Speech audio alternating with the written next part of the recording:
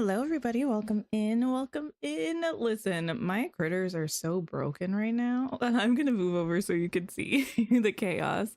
Welcome in. Happy update week.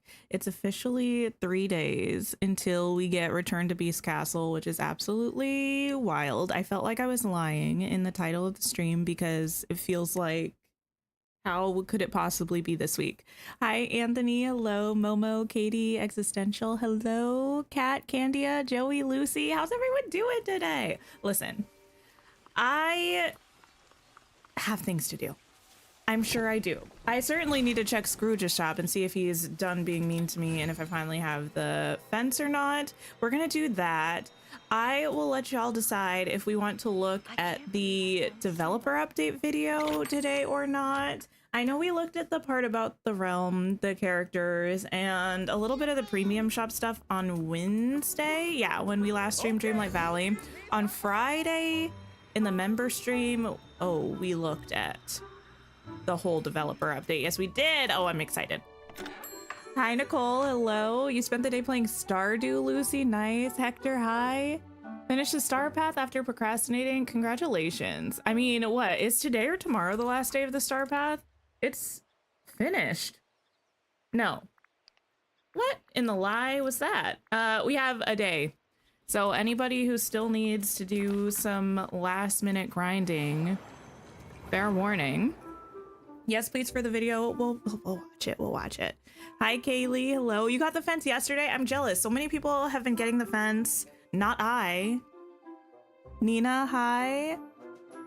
You agree? You can't believe it's update week? I can't believe it. Everything feels like it's moving so slowly and so quickly with a lot of things. Yesterday, I felt a little bit overwhelmed with all of the things that are happening in the next month and a half.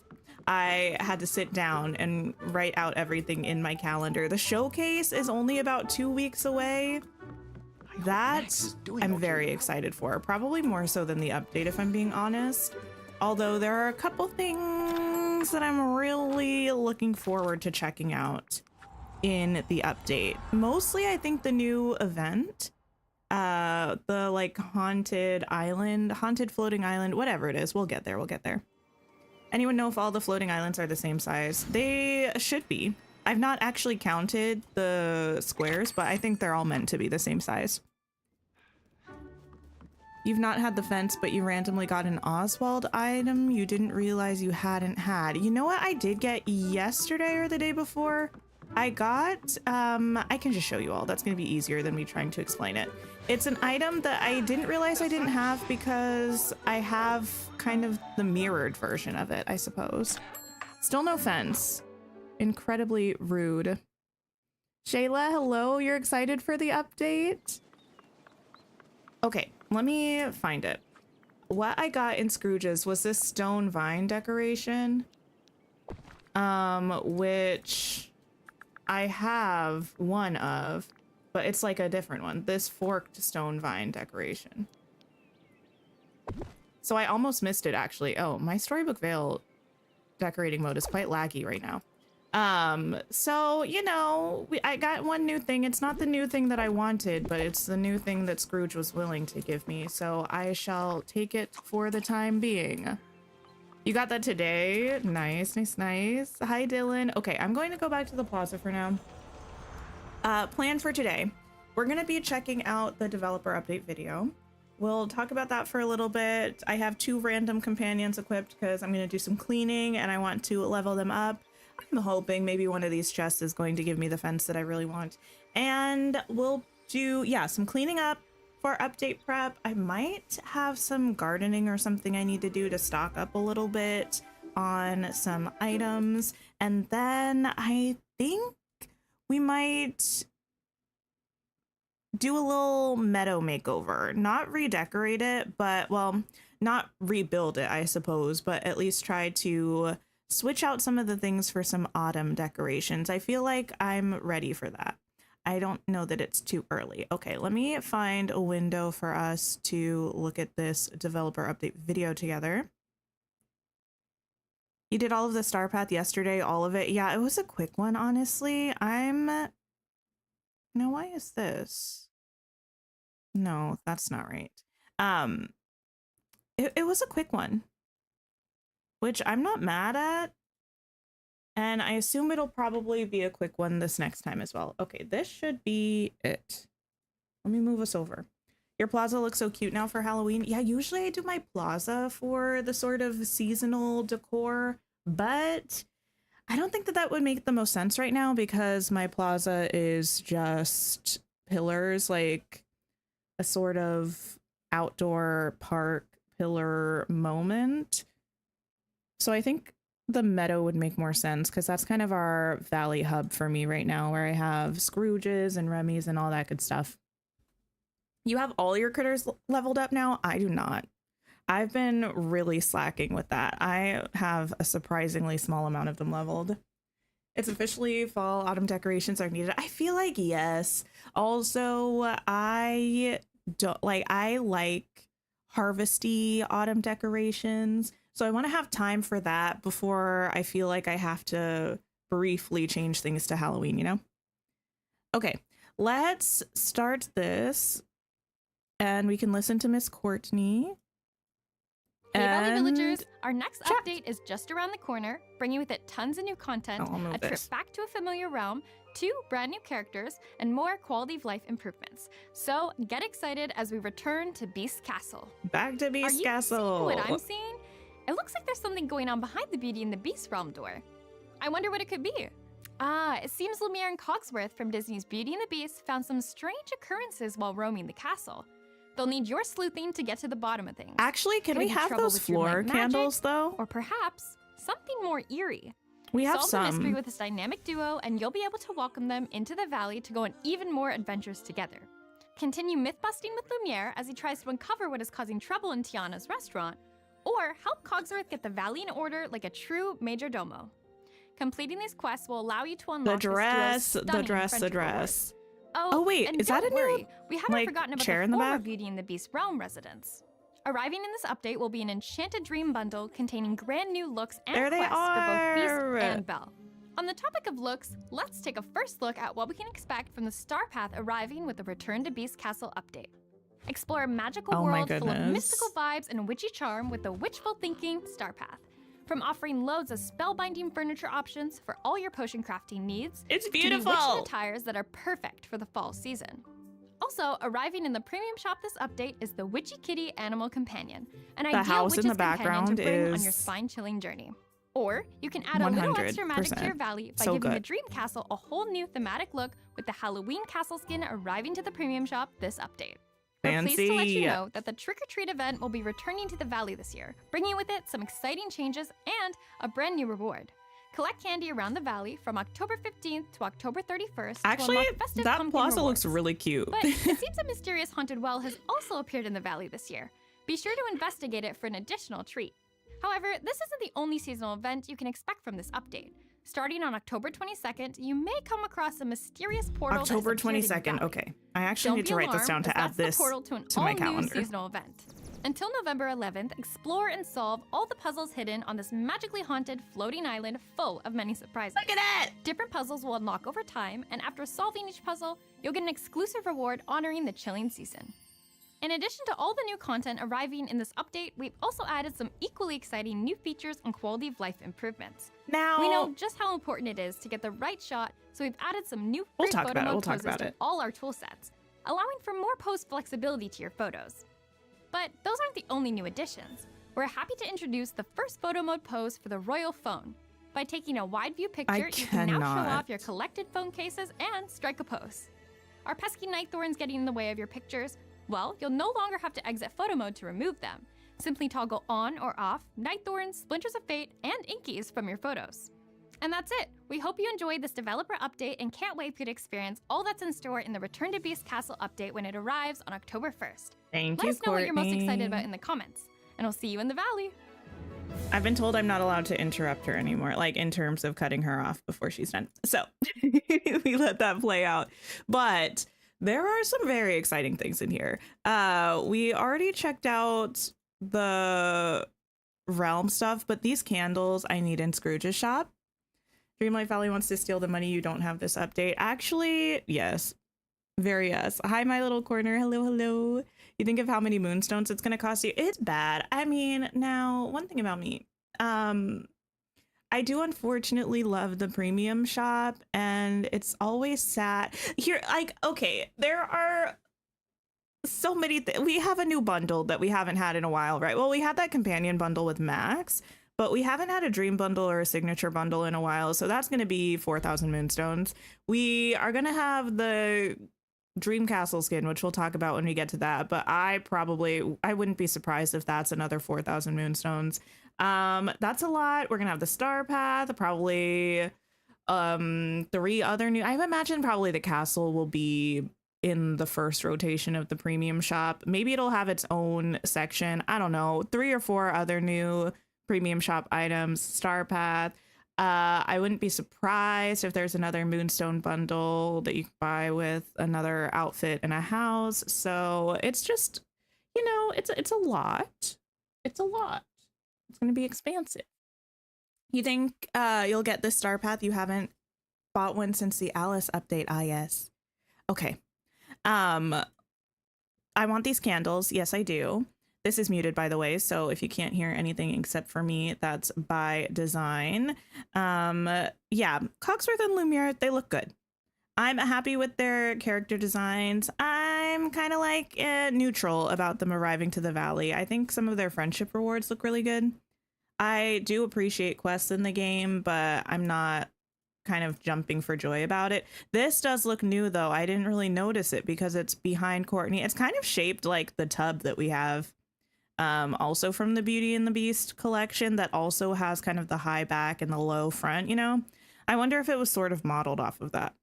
The mirror, the dress, the desk. Oh, stunning, stunning, stunning. Do you make the moonstones back when you buy the premium Star Path, or are you losing with it? You're losing with it, but not very much. Not very much at all. Hi, Yana. Hello, hello. I think it ends up being like a couple hundred moonstones as a cost. Very affordable. Yes, the door. I think we talked about the door last time, or maybe we didn't talk about the door until Friday on the member stream. But beautiful, stunning. Hi, Flamingo Queen. Hello. This Once Upon a Dance Dream bundle. Okay, on the member stream we were talking about the fact this looks like a different, like, I don't know how to explain it. I'm not a game designer. This Belle, the way the dress looks with the details and her face, she looks totally different than here. So what is going on with that? I'm not going to linger on it too long because, I mean, we'll just see when we get it. But see how the details are? Even the color looks different. I know some of it could be lighting, but I feel like it's a significant enough difference that I feel like, do you know what I mean? The way that this looks, does not look like this. If you do the Star Path and a few Dream Snaps, you're fine. Yeah, if you do want to get the Star Path, the premium one that you buy with moonstones, if you finish the Star Path, if you get your daily chests, or even do like 1 Dream Snap, it pretty much pays for itself. They're selling us the dream, so they got to make it good. Yeah, I don't know. It's giving like cutscene or something, like fancy looking cutscene, and then slightly flat looking dress, which is a shame. This for the Star Path. This Raven, I'm assuming, with the spectral purpley misty wings. Very cool. Maybe it's just video quality. I don't know. It looks too different to be a video quality thing to me personally. But it could be. We'll see once we get it. This bird looks amazing. This gazebo looking archway thing, I don't know. It's kind of like tall and narrow to be a gazebo. It looks kind of just like a path covering kind of thing. But it's beautiful. These walls in the back with the stained glass and this like open archway, beautiful. This pumpkin head, I hate to say it. I hope I don't sound ridiculous. Get it out of my game immediately. I hate it. I can't stand it. It does make me think of the like spooky, scary skeletons, like dancing guy or whatever, but I don't like it. I don't want it. Hi, Owen. Hello. This tree looks new to me. I don't know if this is coming in the star path or what. It's like growing out of a rock. It's got like little mushrooms on the trunk and then like spindly, creepy looking branches. We already talked about my distaste for the pumpkin head. Neve, hello. Love how we ask for more male clothing and this is what we get. To be honest, I don't even know that this is a new outfit. These are shoes we already have. Those are like the Lion King looking shoes. These just look like basic black pants. And I think this is the piratey jacket. I don't think this outfit is new. I think the only new thing on this guy is the hat. Hi, Rebecca. Hello. This look, Sarah, hello, welcome in, welcome in. The hat is cute with the mushrooms. The staff is where it's at. The staff is where it's at.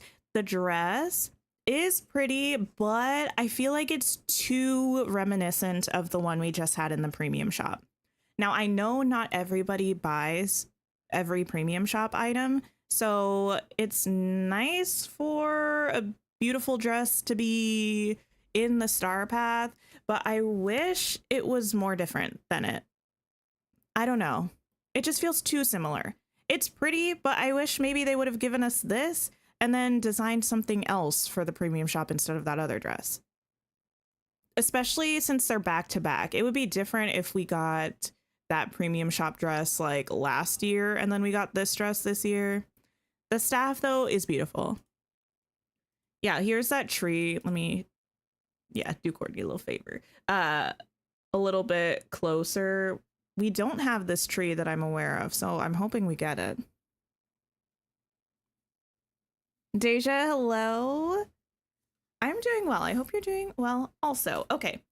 I think those are all the new things there. This, there's so many new things. Okay. We pause here first.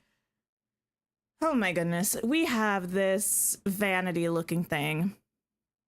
Cool. It kind of reminds me of the one, I think it is a Beauty and the Beast collection item in game that we have, the vanity, kind of also like a woodeny desk thing with an oval mirror coming out of it. It's cute. This, to me, I think is a cooking station. I think some people said they think it might be a crafting station. What do we think? Whatever it is, I think it's cool. It looks like a little potion apothecary table. Right? Michelle, hello. Excited for the wall pieces. Very greenhouse. It's gorgeous. I have to find a place for it. This wall item is giving the Monsters Inc. alcove, but it's got like magical mushrooms, like a little tree plant looking thing growing up. Okay. Anyway, ignore me. Vines and moss and flowers. Gorgeous. Oh, the Cinderella. I think it might be the Cinderella vanity. Maybe. The white one? We have a brown one too, though. I think there's a white one that's from the Cinderella collection, but I feel like there is a brown one from the Beauty and the Beast one. Maybe not. People were saying this is a Hocus Pocus book. To me, this is not the Hocus Pocus book, but it's paying homage to the Hocus Pocus book to me. It certainly doesn't look like the same book. Hi, Prib, hello. But cool pedestal, this book. Actually, the stand is kind of a little teensy tiny bit giving like Snow White, Evil Queen kind of stand. I think this is meant to be an eye, but it's not the same as like the Hocus Pocus book, I don't think.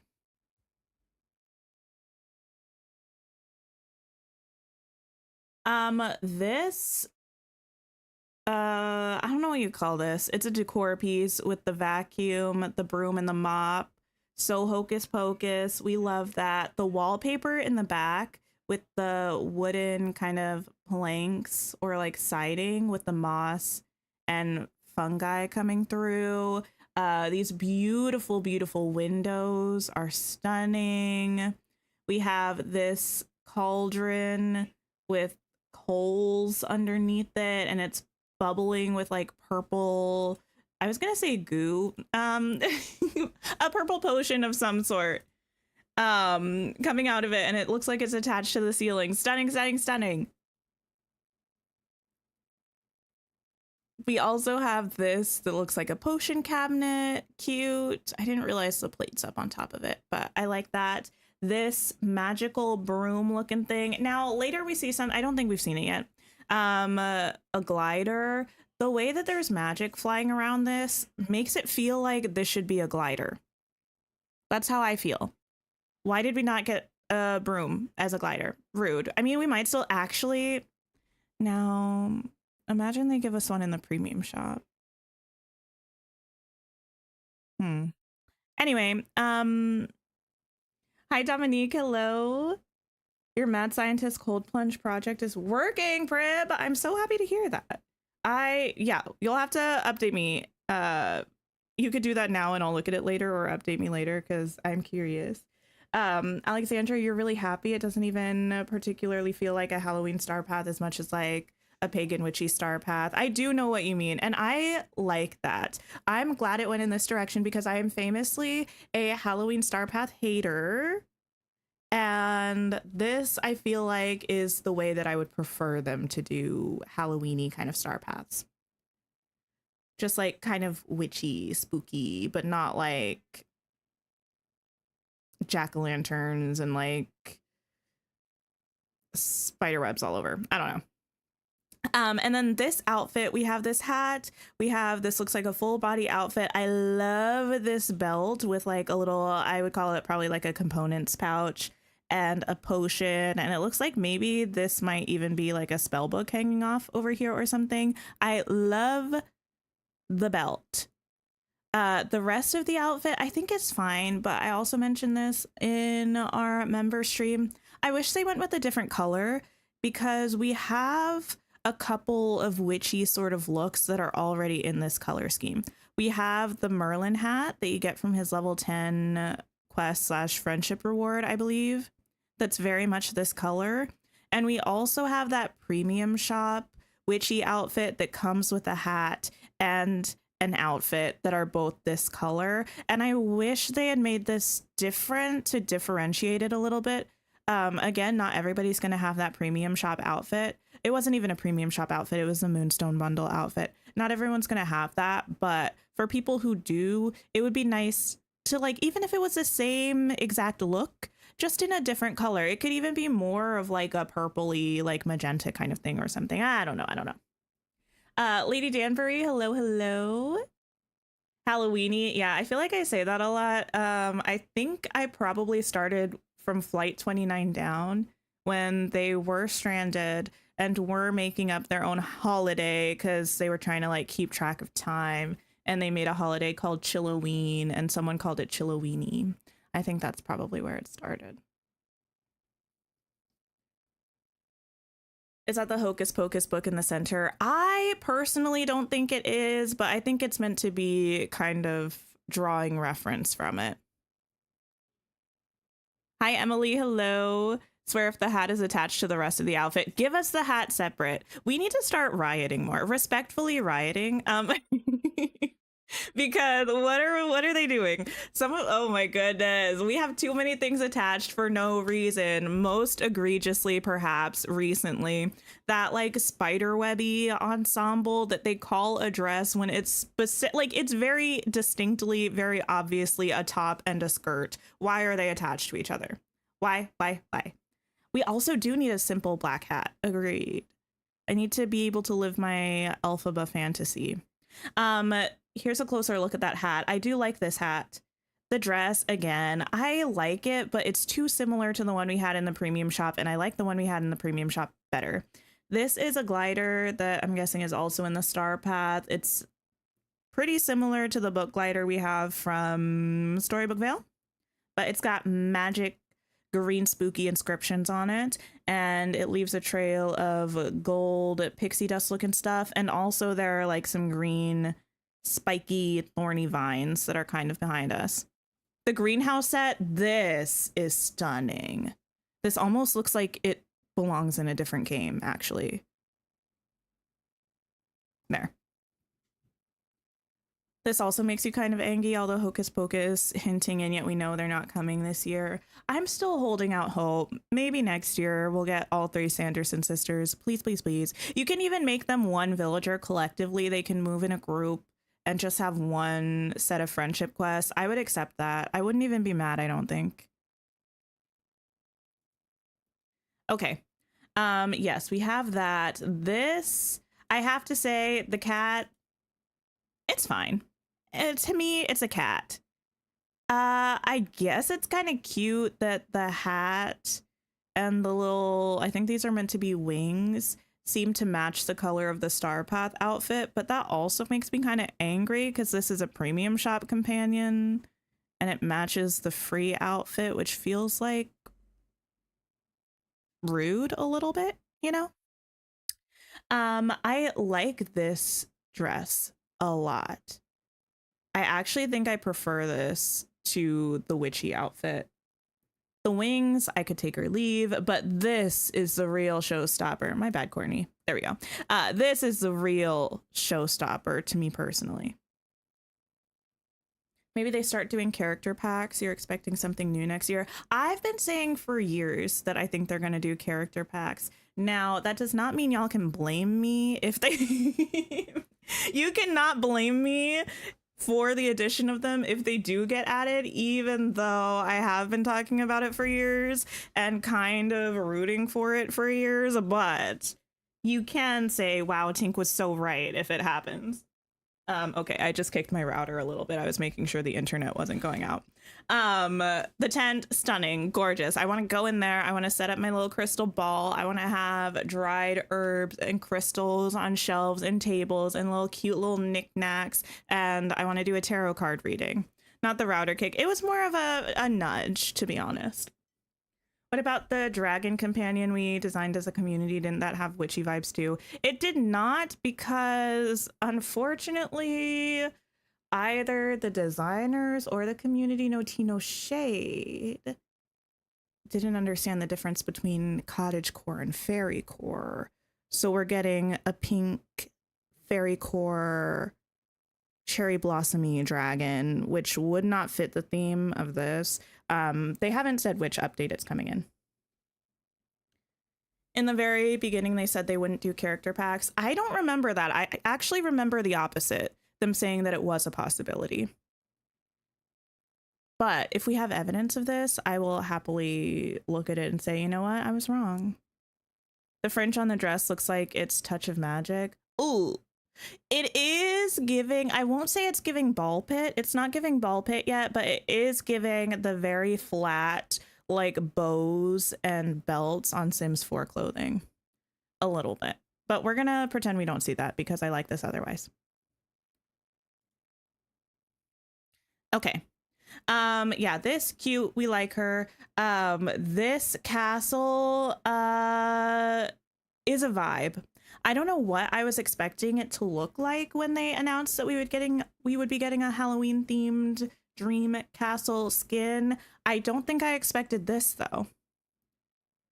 It's very detailed, very fancy, not my personal aesthetic. I'll probably still get it, but I'm way more excited about the fact that they are adding a dream castle skin, because I think that opens up amazing possibilities for other ones that would be more my style.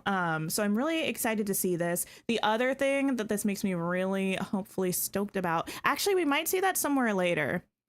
Y'all can let me know where it is if you remember, or I'll try to look for it. Actually, I think it's on the floating island. Hopefully they make these floating candles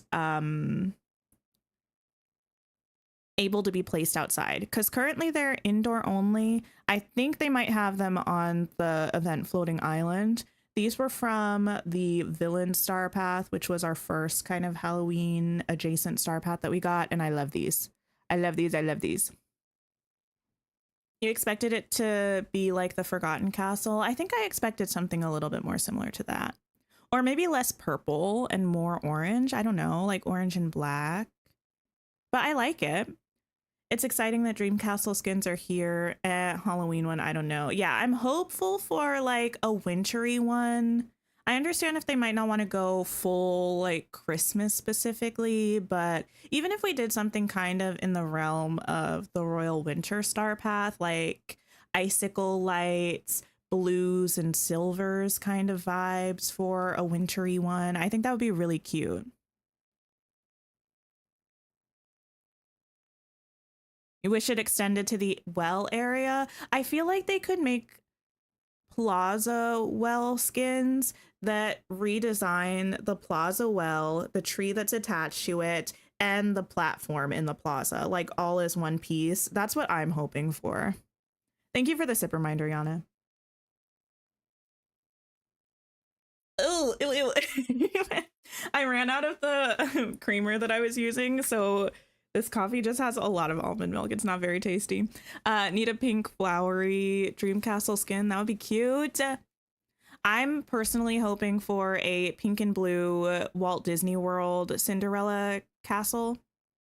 The one from the parks. Like, I mean, I liked the old one, but they repainted it a few years back and I think it's stunning. So I'm hoping we get a skin like that. Yeah, it's cute.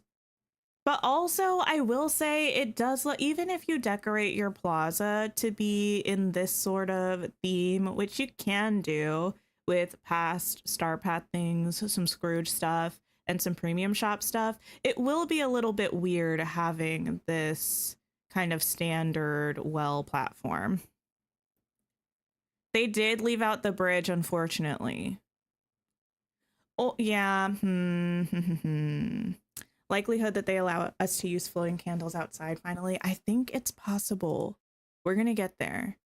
This is the trick-or-treat event that we've had for the past couple of years or a few years. It's coming back again with a new twist. This was the reward from last year. This year, we're going to have this spooky well that pops up in the valley, and we're going to have to interact with it to, I guess, start a new little section and get a new reward. Then we have the more exciting, in my opinion, event that's going to be coming October 22nd, I think they said, where another portal is going to open up in this central well area, and we can go through it to get to this floating island. Listen. Sorry if y'all were here on Friday. We're doing like pretty much exactly what we did then. But it's fun to talk about. Okay, this brings us to a new thing. A floating island. Actually, I don't think we mentioned this last time. Look at us spotting new things. This looks like two kind of thorny vines or trees that are arching towards each other, strung with some kind of crystally stone kind of garland with floating candles. That looks like an arch. Beautiful. This potion shop house. Are you kidding? You think you already said this on here before, but you love the idea of event islands. I love it too, especially with games like Palia and Infinity Nikki that exist. This feels kind of more in line with the way those games do their events. But this house looks so cute. I love the rustic cottagey feel. I love this door with this stained glass potion vial, the little potion shop sign here, these crystal looking magic orbs in the window. We also kind of zoom out here and can see it a little bit more, this sort of addition to it. I think under this awning is where those crystals were. We have this stall that looks like it's kind of based on some of the ones that we have in game or from Rift in Time maybe, but it's got jack-o'-lanterns on it. I'm not sure if all of this stuff will be available to us, but I assume it probably will be either through the shop, the event, or the premium, well, the shop, the Scrooge shop, the event, or the premium shop. This looks like the bookshelf fences from Storybook Vale, but it could potentially be slightly different. It's a little hard to tell with the quality here. We also have this well that looks inspired by Coco, and it's got these kind of almost glowing leaves on it, like the leaf piles that we have. That's pretty cool. Is that a new wall? Wait, this here? I think this is the castle ruins that we have.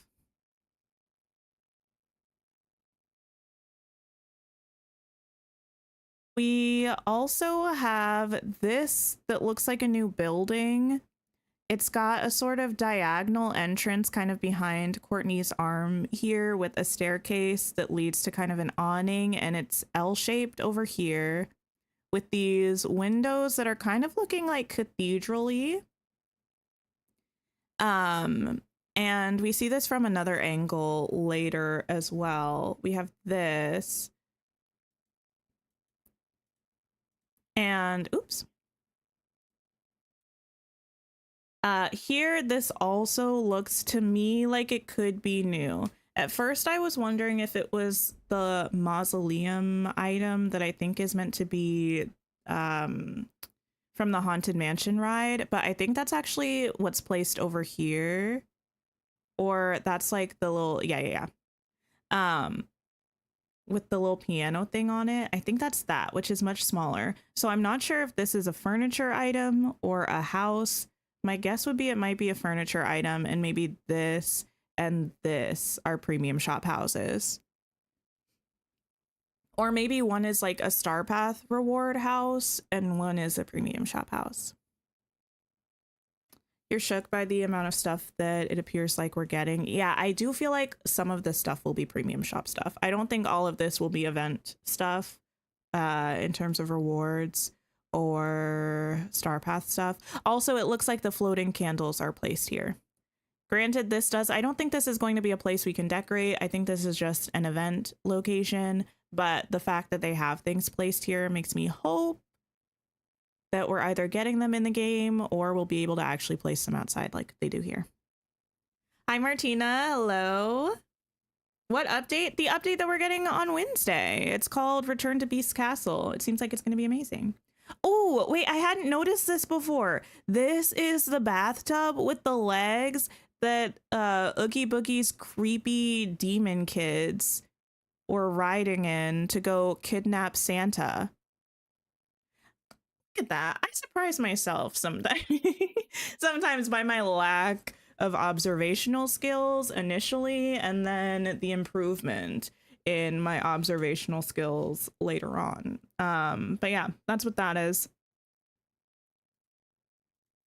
And then this is one of the puzzles that we're going to be able to do. There are going to be different kind of like puzzles and tasks that unlock as time progresses throughout the event. This one is very reminiscent of some of the ones in Storybook Vale. This is the side of that L-shaped building that I pointed out before. It has this sort of like conservatory room coming off of it.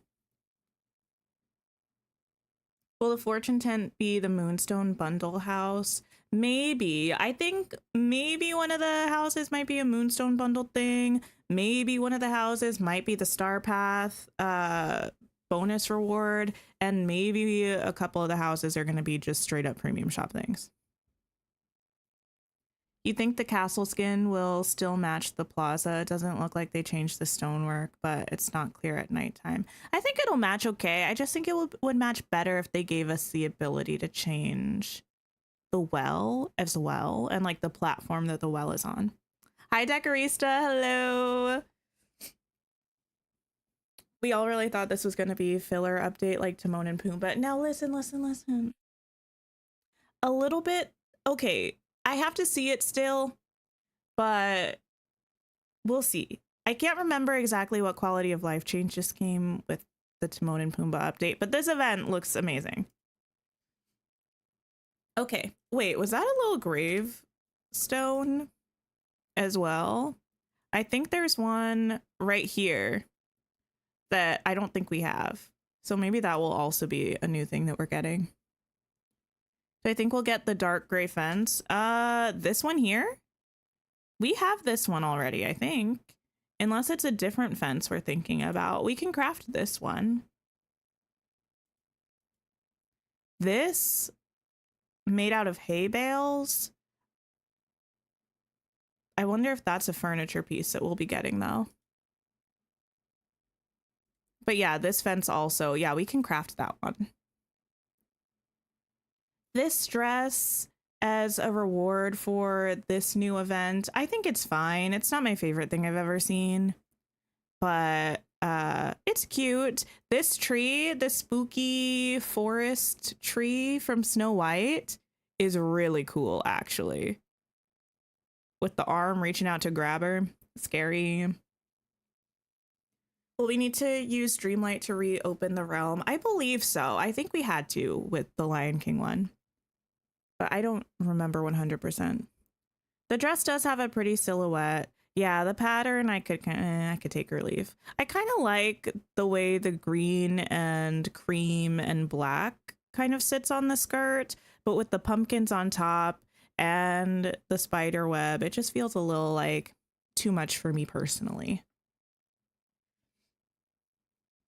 The hay bales look similar to something from the Wish Blossom Ranch video. Wait, really?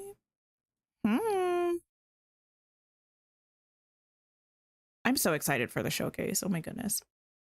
And then new improvements. I will say overall, there will probably be more things in the patch notes. I love the new poses, but new poses, just if that's everything, that's a quality of life improvement, feels a little lackluster to me. I really like this watering can one. The shovel one is fine. This one looks very similar from what I can remember to the pickaxe one that we already have. I like this one because we're actually in motion fishing. I think that one's really fun. And then on this next kind of clip where it's the phone pose, this, I can't. There's something so funny to me about that. It's giving TikTok to me. I don't know why. I don't watch TikTok. Sorry if that's slander. Either the fact that I don't watch it or the fact that this pose is giving cringe TikTok to me. But that's what I feel. That's just my opinion. But here you can see we have this camera pose. We also have the second camera pose, kind of quirky and cute, but we're also getting another pose for the hourglass and also for the snippet catching net, which is cool. I'll be excited to see those as well. Where's our search bar for Scrooges? Honestly, actually, yes. The selfie pose is a bit weird, like taking a picture of you taking a picture. Yeah, that's true. I mean, sure. Sure.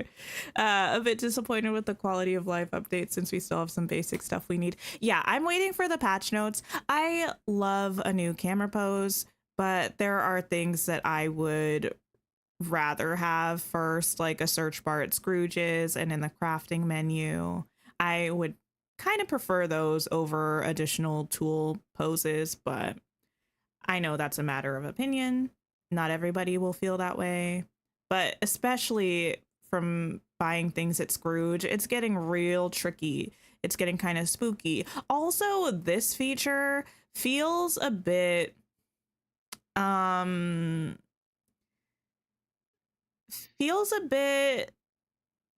what's a word I can use? I guess it just feels a bit unnecessary to me, the village blockers remover, because it's specifically only for Nightthorn, Splinters of Fate, and Inkies. But I feel like if you're taking pictures for Dream Snaps, many times people are going to be creating a scene for Dream Snaps, so you would clear them anyway in order to decorate, because this doesn't actually get rid of them, it just gets rid of them in the frame. So you're probably going to get rid of them anyway. If you're taking a picture in a place that's already decorated, you're probably going to have other things that you need to remove as well, like spices, maybe flowers, maybe like the obstacles like the coral or the tree stumps. And while you're doing that, you might as well get rid of your Nightthorns. Like, the only time I can think of this being something that I would use is if I'm taking a picture of an area and I'm going to remove my avatar and I'm just planning on making the picture like the background of my thumbnail.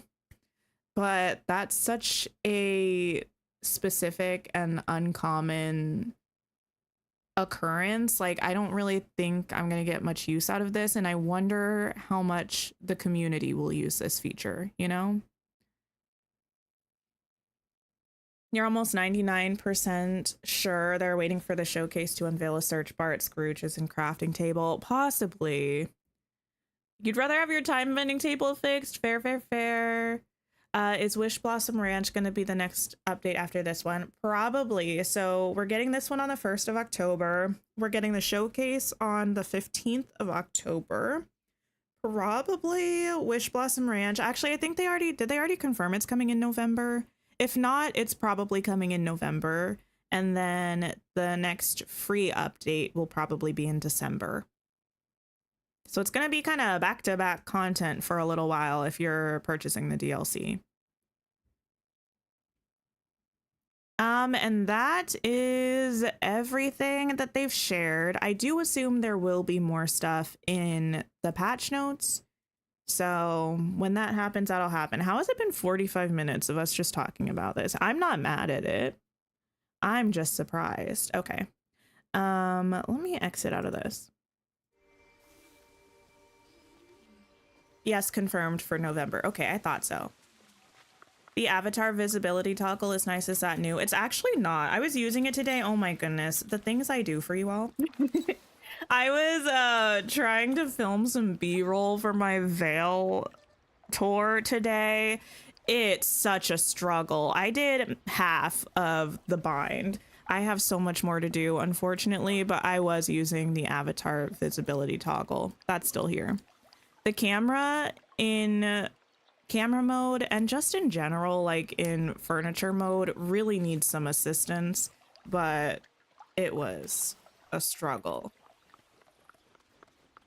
Okay, what do I need to do? I need to run around and do a bit of cleaning and stuff to prepare for the update. I think I might leave my night thorns for now. Let me also check my storage actually and see if I can get anything planted. Some of my food stores might be a little bit low. You're blessed and highly favored. I'm glad. That sounds a little, well, never mind. Something about that phrase feels very Grand Rising to me.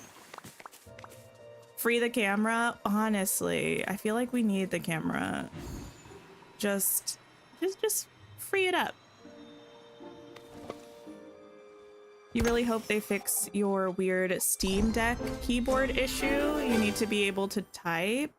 I don't play on Steam Deck. I'm sorry you're having an issue though. That sucks. What's that? Grand Rising is like a phrase that some people say instead of good morning. You don't know that you needed more tools, poses, but you're glad that means they're constantly thinking about the camera. Oh yes, honestly, as they should be. Dream Snaps has become such a core feature of the game that I feel like they need to focus on it. The camera, because that's the way you do the Dream Snaps. I came all the way over here to check my storage in my kitchen and I've not done that. You're watching old decorating streams looking for inspo for your umpteenth plaza rebuild. Nice.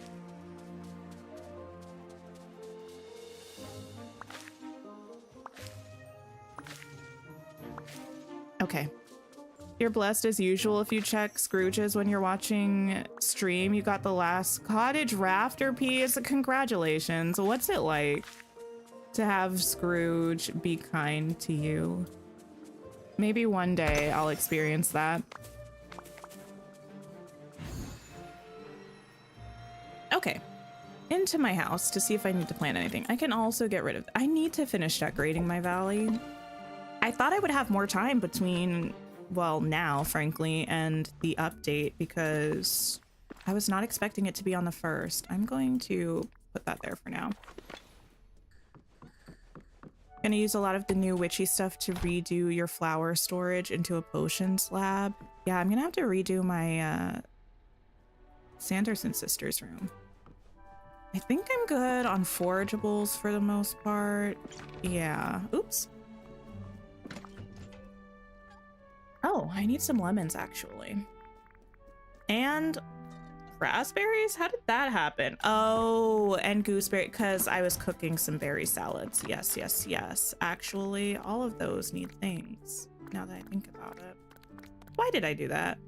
That's, you know what? We live and we learn. Some onions and potatoes and tomatoes, primarily. I could probably just plant a little bit of everything, but that's effort. That's fine. Anyway, this is why I need a farming island, actually.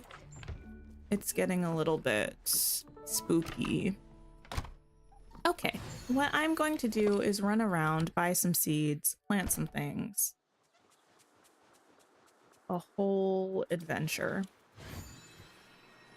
This is a really Speaking of storage, you finally are starting your storage this week. Walking into undecorated rooms with just chests is not your vibes. Or, oh, with, yeah. I really prefer to have my decorating or my storage rooms decorated aesthetically, or at least somewhat. Let me take all of that with me. I'll also break these while I'm here. Cast around for seafood. 3 more taking forever. Almost done with your star path. Are you fishing in the glade? The glade has seafood that you usually get from both the reddish goldish circles and also the blue ones. So usually I feel like it's pretty quick to get seafood there. Amazing. We've leveled you up, which means I can switch you out for someone else. I think I have some in progress. Yeah, a small one that's not going to be in my way visually. Scrooge hasn't given you a new thing in 2 months. Oh no. I also just need us to have the ability to visit each other's DLC places. Like, if both players have the DLC, I need us to be able to do that because some of you all have had the fence twice in your Storybook Vale Scrooge. That is such a deep level of disrespect that I don't even know how to properly explain. Oh, how have we not mentioned Pal Farm? I have heard about that. Now, I've never played Pal World before. I'm slightly more inclined to play Pal Farm, but something about it, the game, makes me unsettled. I can't quite explain it. I don't know if it's something about the art style of the game that I don't like, or if it's something about the creatures, are they called pals? I don't know, that I don't like. Something about it doesn't quite sit right with my spirit. I wish that weren't the case, but it is. Hey there. I'm gonna buy a stack of each of these. Whoa! Gotten too emotionally attached to Pua to swap him from your companions. I do well, my go-to is the ancient robot. I love them. I try to never change them unless I really have to. But I need to level people up. Not the fence. Are we making a farming island? We are going to make a temporary farming island. It's going to be purely functional. Well, maybe if we're feeling fancy, we'll make it a little bit aesthetic, but probably it's going to be purely functional right now. How's it going? Because I have not decided on a place that I want to be my permanent farming island. I think I was actually going to try to do it in the forest. No. The meadow? I don't know. I was going to put it with Al's toy barn, I think.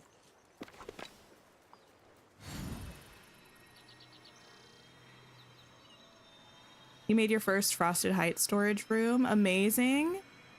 It's interesting because the landscape and items are super realistic and the pals look so cartoony. I think that mismatch stylistically also is just not my favorite. I know people love Pal World though. I've never played it. I would probably enjoy it if I played it. But when I think about opening it, I'm like, I could, but I also don't have to. I have heard some people don't like the way some of the mechanics make them feel. But I don't even really know exactly what that is because I've not played it and I've really not watched any content on it either. It's pretty great how nice you are to everyone. Your farming island is more aesthetic than functional because you're good on crops, but your pumpkin island is all functional. That makes sense. I would probably want to make one that was aesthetic if I was going to keep it long term. I just don't know if I will be keeping a farming island long term because I really do enjoy having the ability to go to any island I want to for dream snaps.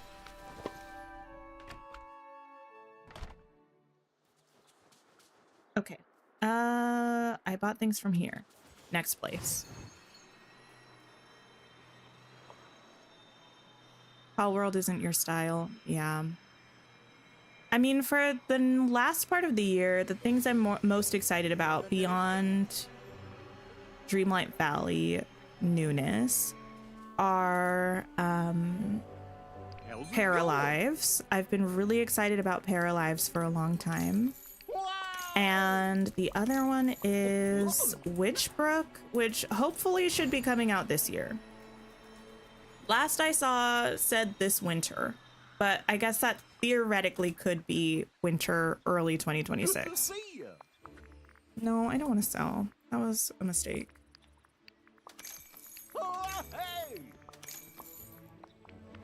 Paralives, yes, I'm so excited. I am also excited to check out the new Sims 4 pack. Unfortunately, I'm always like a little bit mad that I'm excited about Sims packs because they almost always like, I don't know, are sort of passing interest to me. I'm not a regular Sims player, but when I want to play The Sims, I enjoy having new stuff. Hi, Brandy. Hello. Okay. I'm actually not going to do pumpkins right now. I will grab leek seeds. Actually, maybe I should grab pumpkin seeds just to have a spot for them if I want them.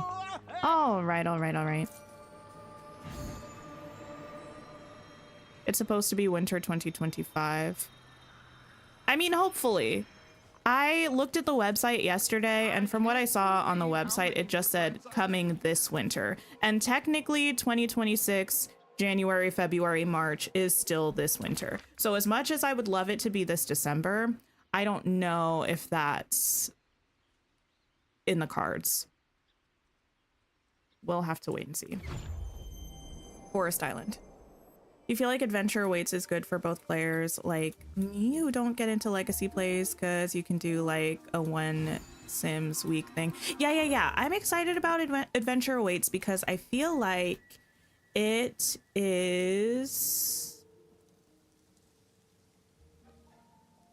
I feel like it's going to be useful for so many different things. Like even just using custom venues with schedules so that Sims actually cooperate when you're in public places. Like I think it would be cute to make like I don't know, something like a YMCA or like a Boys and Girls Club with a schedule, so the kids are doing different things at different times, not even for like a getaway, but just so you could go hang out at a place and be confident that the Sims would actually be doing stuff instead of just walking around doing push-ups all the time. Because one thing about the Sims, they're not like, especially the ones you're not controlling, they're not very smart. Not at all. The new Sims 4 pack play is supposed to be really cool. Love the new build buy. Really, I'm most excited about the custom venues and the getaways. Something about the build buy and the cast. Wait, what do you mean my inventory is full? Oh, because I understand. Anyway, well, okay. Can I just eat this? Yeah, the build buy and the cast doesn't really speak to me.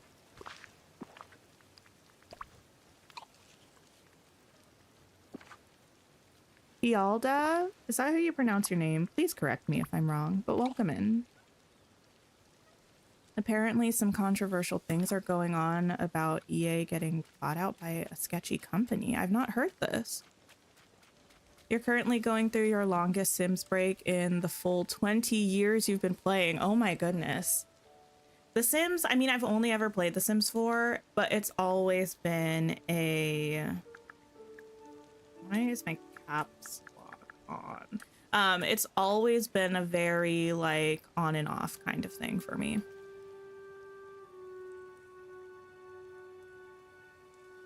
Pop this there for now.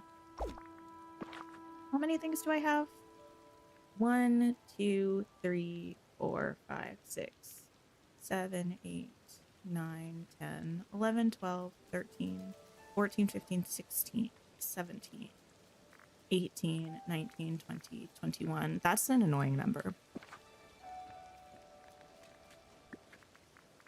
The windows and doors are awesome. Oh, I do like the doors that are like the bug netting, or like the windows that are like the bug netting. I think that's quite cute.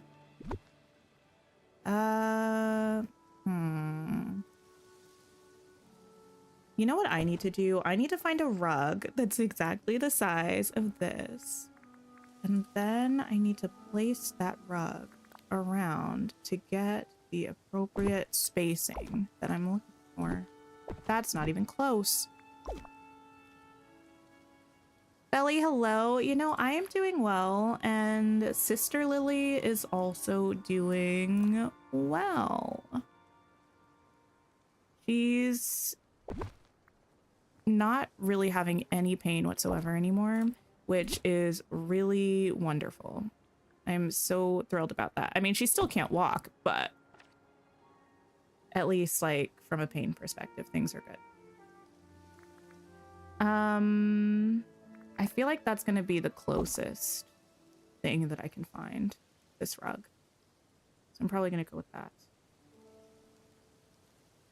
Okay. Is it bugged that my mailbox has a notification even though there's no mail? My mailbox has been doing that for a few weeks now. I think it is just a bug. A very annoying bug, but I've been trying to just ignore it because there's nothing I can do about it. Okay, let me see. I feel like the cutest thing to do, not me trying to do something cute when I just said this was not going to be an aesthetic farming island, and yet here we are. I think probably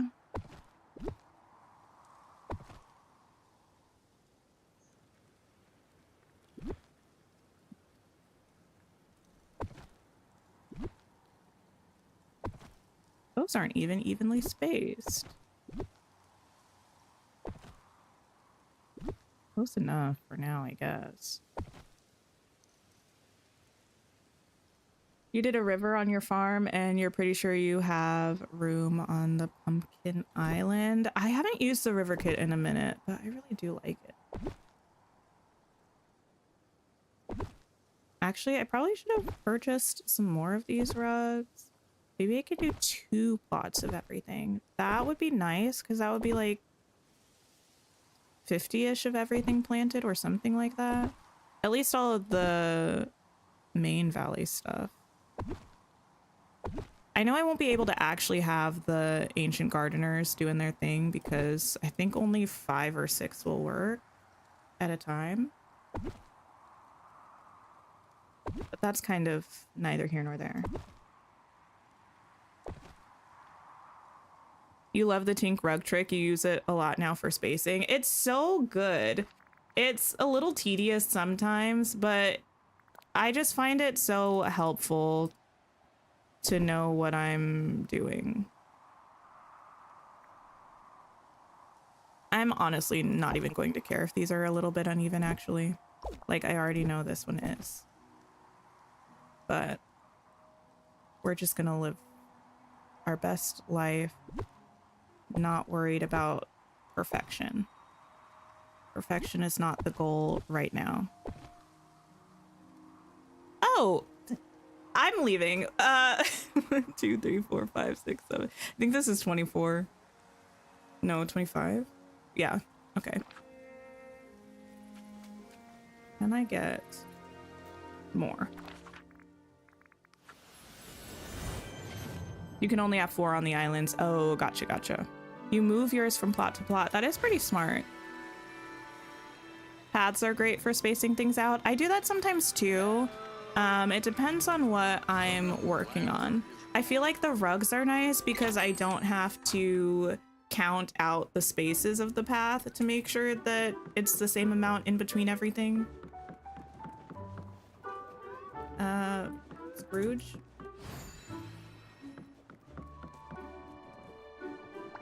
Oh, greetings, Hello, my neighbor. friend. I would love to order some island, or I would love to order some islands, actually.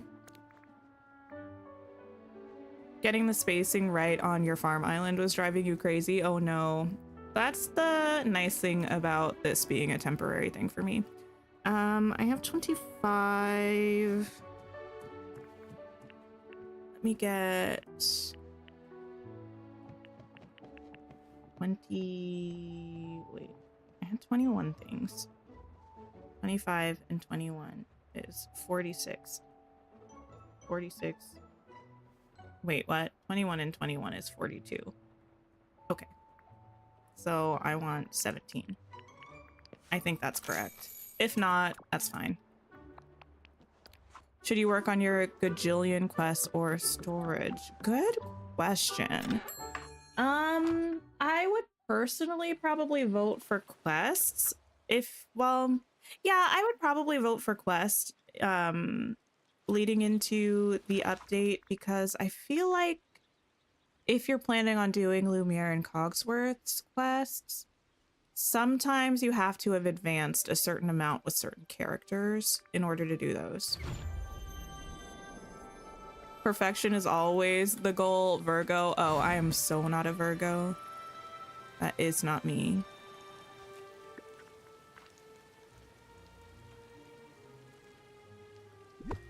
I kind of wish that I had those sort of qualities sometimes. I mean, I am kind of a bit of a perfectionist, to be honest, but I also am fairly able to determine when, like, that really does not need to be the case, and usually talk myself out of it.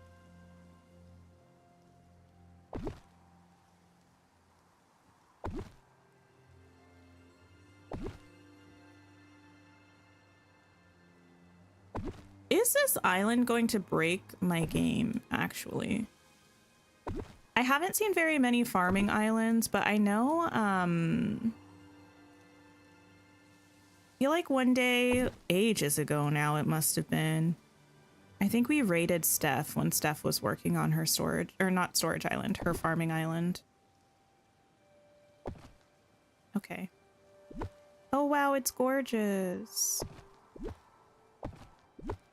Oh my goodness. Okay, I know this has nothing to do with what we're doing right now, but it's kind of obligatory now that we talk about Wicked every stream. It's just gonna be that way until I see it, and probably for a couple months afterwards. Heads up. Steph's farming island makes you angry, actually? Wait, why? What do I not know? Do I ever complete Remy's daily quests? Usually I do.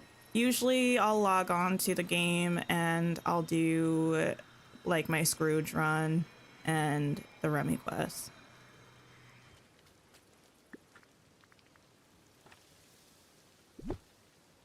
The final trailer had you shook. The final trailer for Wicked is so good, but that's not what we're talking about right now. Although we can. Although I will say, I said this when we were first talking about it, I'll say it again.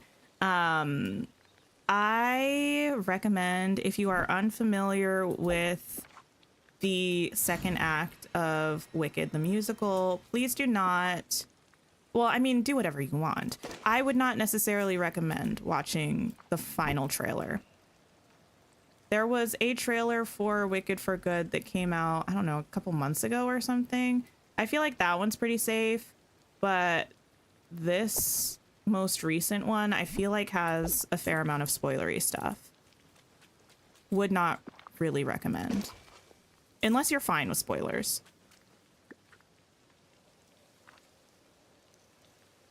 Oh, because it's so good. Oh, well, now I absolutely need to see the final product. She's also doing a storage island. I did see that thumbnail that Steph was working on a storage island. I'm always kind of back and forth about whether I want to do a storage island.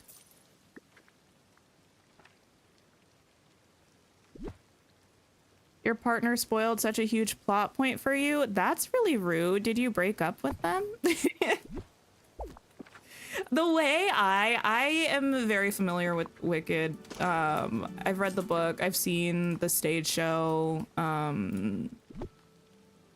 once legally, a couple of times by methods that are perhaps not as much so. Why is this doing this? Whatever, it'll go here. This is gonna be such a mess. We're not paying attention to that. We're making something that's functional. I am so protective of my partner who's not seen the stage show. Like, he doesn't really know anything about what happens in Wicked apart from the movie that he saw. He's remained unspoiled by social media, and he's really excited about this movie. And I watched the trailer with my sister. I was like, listen, honey, you are not allowed to watch this trailer. You can't. And I'm sorry that your partner did not treat you with that same amount of dignity, Anthony. You're so ready to be changed for good. Me too. But what I was bringing up, we can talk about the trailer a little bit. We can. But the thing that I'm currently angry about and excited about, probably in equal parts, is the fact that there's this special. I think it's called, I don't remember what it's called, A Night in Oz or something like that. I don't know. They're essentially doing a Wicked movie concert that is going to be airing on November 6th. November 6th sounds right. I think it's going to be airing on November 6th.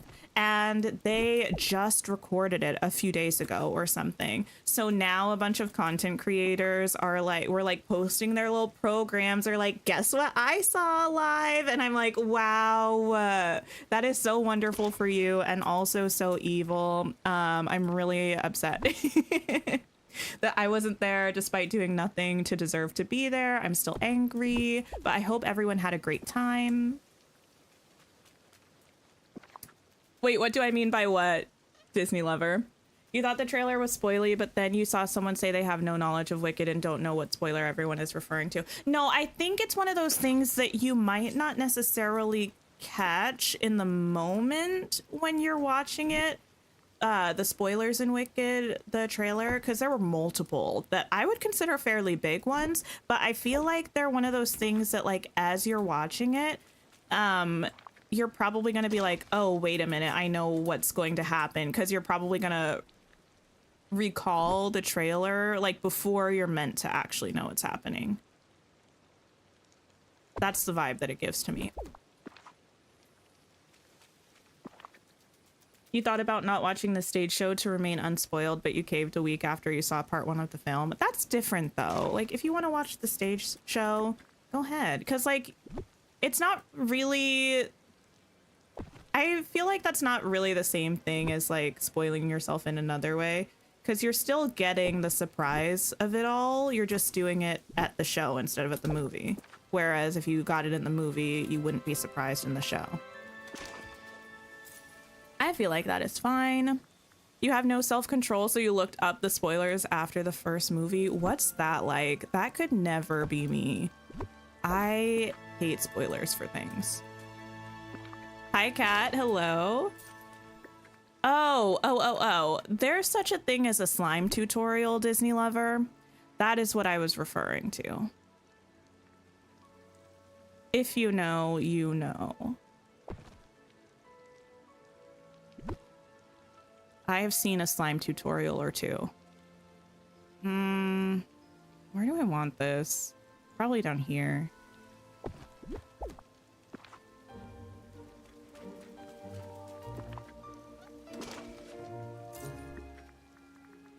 You noticed more and more little things each time you watch it. Certainly don't watch it more than once if you're not familiar with the show and you want to remain unspoiled. Spoilers never bother you? You look up everything? No, I couldn't. Like, from what I hear the streets saying, I think all of the songs that they're performing at the Wicked concert thing that's going to be airing the first week of November, I think they're all songs that we maybe heard in the first movie. And if not specifically in the first movie, I don't think they're new song, like the new numbers that Elphaba and Glinda are getting, which is good because I don't want to hear the new numbers until I'm in the theater with my whole box of tissues crying my eyes out. That's the optimal time for me to be introduced to them, I think. Yeah, that's crazy. That's another thing. If you also don't want to be spoiled, this is a wild thing to have to say. If you don't want to be spoiled for Wicked for Good, don't go to the people, don't go to the social media accounts of the people who are involved in the project. The amount of spoilers I've seen from people involved in the project, like blatantly revealing what happens, my goodness. You'll still watch or read the thing and be shocked? Now, be shocked. How? Spoilers never affect you. It's like your brain turns the information off while you're watching. I'm kind of the opposite. If someone says something or like I end up seeing information, even if I think I forget it, as soon as I start watching the thing or reading the thing, every spoiler I've ever heard comes rushing back, and it's so unfortunate.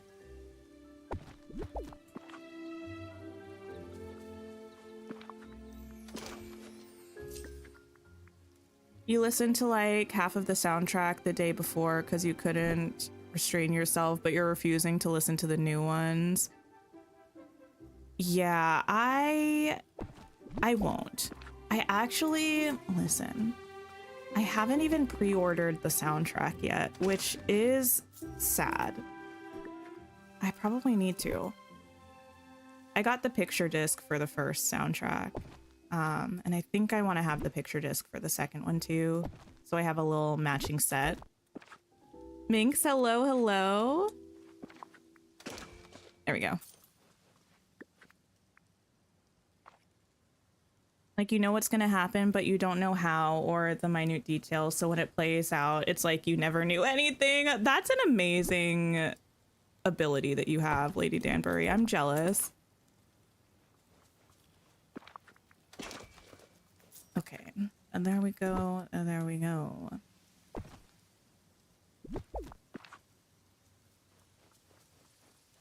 Let me dig this.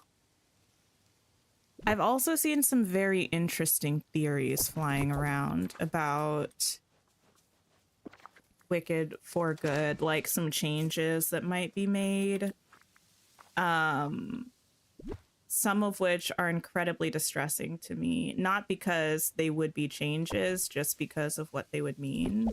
I'm not too precious about adaptations. I oftentimes don't mind if even pretty significant things are changed, because I feel like the things I love, the original that I love, is always there. So a new interpretation of it showing up doesn't really, like, if I don't end up vibing with the changes, like, it doesn't really matter.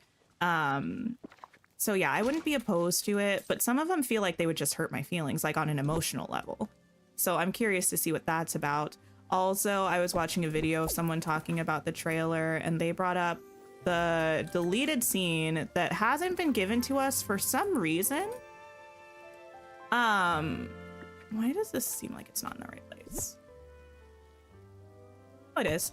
But there's like a montage of the core crew, you know, Elfie, Glinda, and the whole bunch, like hanging out, frolicking kind of in various places.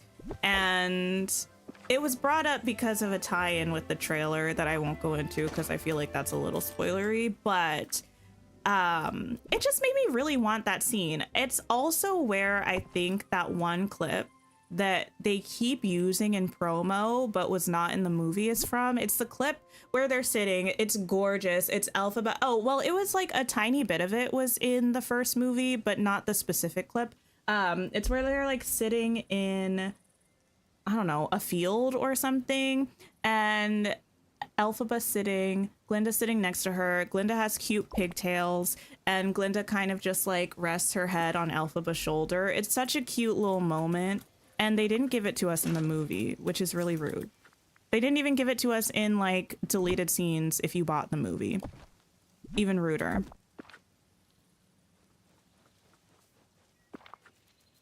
One thing you're intrigued about is how the finale isn't in the soundtrack. Thank you for bringing that up. There's a track on the Broadway soundtrack that's just called Finale. I don't think that's a spoiler.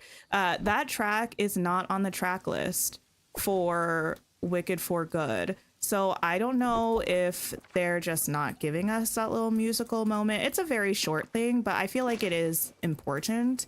I don't know if they're just not giving that to us in the movie. I don't know if they're giving it to us in the movie, but not on the soundtrack.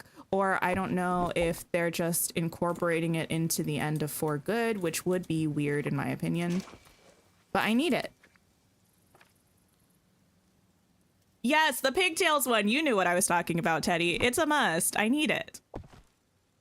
Actually, what I need is an extended. I need the Lord of the Rings treatment for Wicked and Wicked for Good. You can give it a year or two, maybe even 3, but anything more than that is pushing it. I need every deleted scene that was filmed to be put back into these movies. I don't care what the runtime is. I don't care if it ends up doing a little bit of odd stuff to like the story structure. I literally do not care. I just need every bit of footage that exists to be put in a movie and sold to me.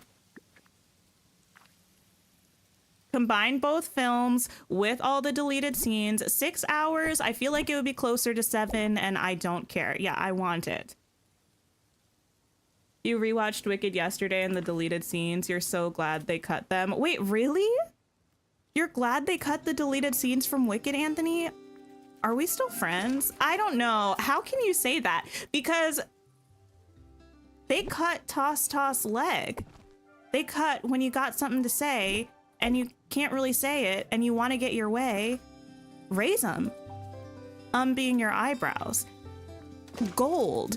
They also cut the beautiful, beautiful scene of Elphaba and Galinda talking in between the Dr. Dillamond and Forrest scene and the train platform. That scene I feel like needed to be in the movie. That's the one I'm most angry that they cut, even though the intermission of Popular is probably my favorite one.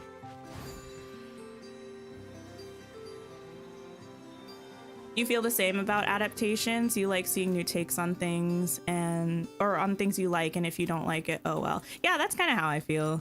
I don't really mind it. I know some people really, really love things and want the things that they love to be done justice in the way that they feel is like most true. Like it's not that I don't understand where that feeling comes from. I just don't really experience it in the same way. Hi, Ken. Hello. You could have, oh my goodness, Teddy, you're gonna make me cry. It's so good. And like, I saw John Chu talking about why he cut that scene, and I do get what he was saying, but also the movie is already basically like 2 hours and 45 minutes. What's another like minute on top of that for that scene? Nothing. Like, I don't think that scene would have made or broken the pacing of the movie. I feel like it was a much needed Glinda and Elphaba moment. It was so good. Something has occurred to me. 1, 2, 3, 4, 5, 6, 7. It's fine. We're just gonna have very uneven things, but I feel like I can live with that.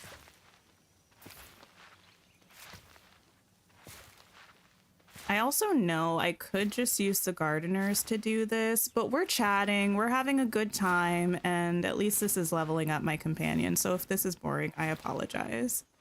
I apologize. Dylan, that is the worst thing that I've ever heard. When they did that in the trailer, I actually started crying. I was with my sister and she was like, "Are you okay?" I was like, "Yeah," but because like Elphaba says, "Just look at me," which like is a line that if you're familiar with Wicked or the Wicked soundtrack, you already know, because like it's kind of within a song. So I was expecting that, but the "not through your eyes, but theirs" was devastating. And Ariana was acting her face off. It was so good.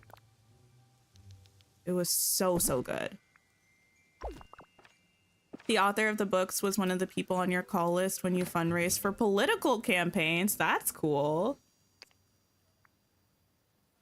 That is very cool.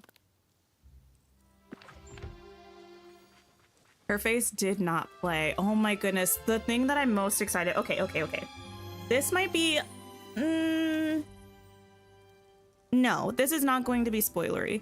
I try to be very, very clear about if I'm saying anything that I think is spoilery, because I myself am so anti-spoiler. But I do not believe that this is really a spoiler to anything. I'm going to reference a frame of the trailer, but I'll do so in a way that will not like give anything away.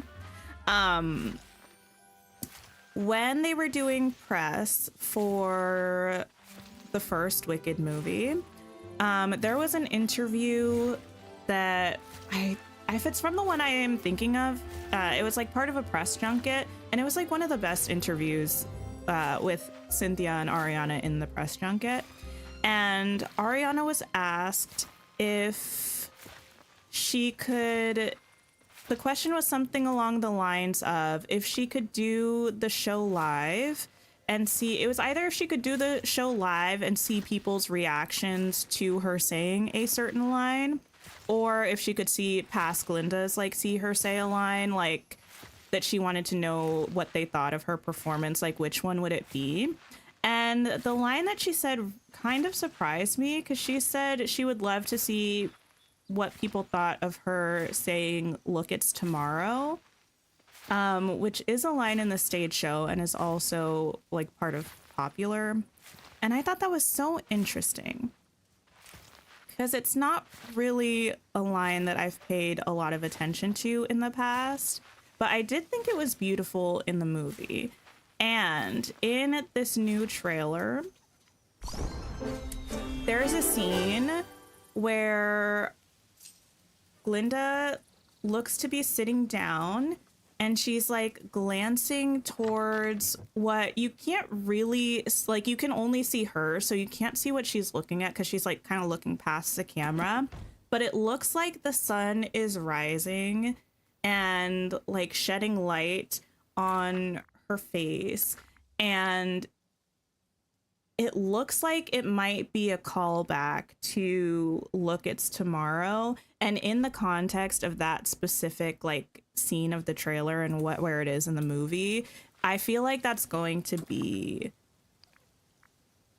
just the most devastating thing I've ever witnessed. The most devastating thing I've ever witnessed. It's like a split-second clip towards the very end of the trailer, if you all have already watched it and are not aware of what I'm talking to. It was so good, though. I just need this movie to be out. Why do we still have 2 months? That's my question. Also, listen. I have a lot of things to say about Amazon, but one thing that's positive is that they have early screenings of Wicked for Good on November 17th. So why haven't I received a notification that those tickets are available yet? Why have I not been able to purchase those seats? The way Elphaba said it and then Glinda's face, it was cinema. Cinema. Gonna have to remember to pack the hankies. Honestly, yes. I cried so much in the first Wicked movie. I started crying in the first scene. I think it was just like very emotionally overwhelming to me to have been waiting for something for like a decade and finally have it in front of me. And even from the start, you could see how beautiful the movie was going to be. So I started crying straight from the jump.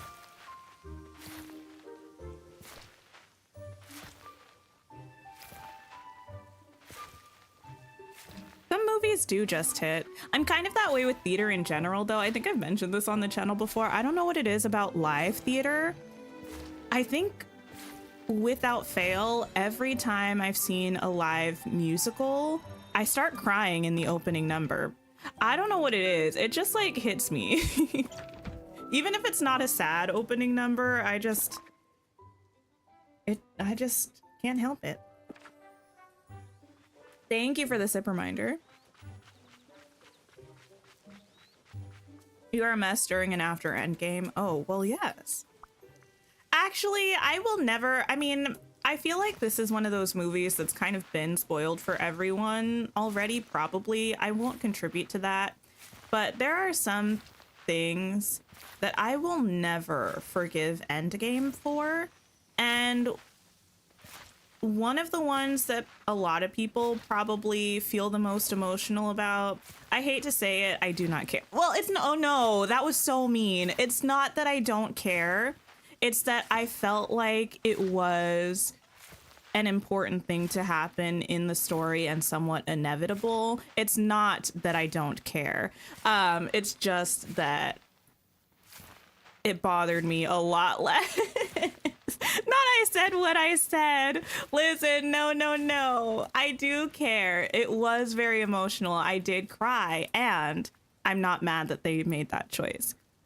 But there was one character demise in particular that I feel like should have gone a different way, personally.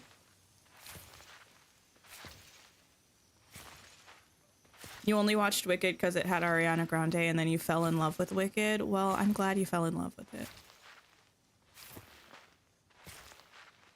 It was bound to happen at some point. It was bound to happen at some point. And the way that I think we're both on the same page about what it was. And the way that it happened felt like the best way it could have happened, I guess. You want to know who? I feel like it's... Wait. The one that I care less about because I think it was necessary for the story is the one that I think everybody is sad about.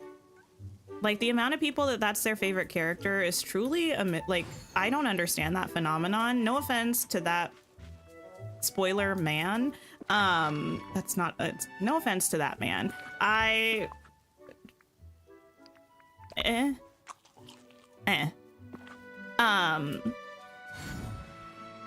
However, the person that I do feel like was a mess and a half and didn't deserve it was a woman.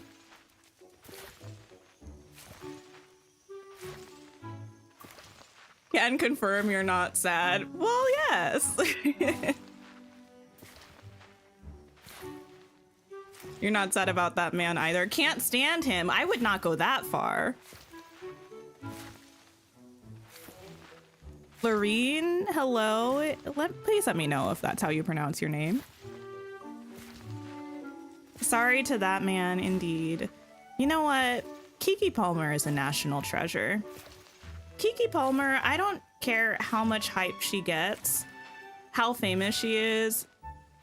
I don't know her as a person. She could be wonderful as a person. She could be not wonderful as a person. I wouldn't know. But for like her actual achievements and accomplishments, she deserves so much more. She does everything, and she's good at everything. And she's iconic. Like,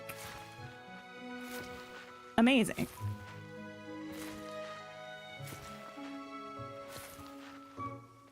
Baby, that's Keke Palmer. Well, yes. She is a light in this world. I was a little while ago now, but I watched the movie One of Them Days with Keke and SZA in it. I actually really liked it. I thought it was quite good. Keke also did like a series of kind of like short stories that were so good. I listened to the audiobooks, which she also narrated, and that was just phenomenal.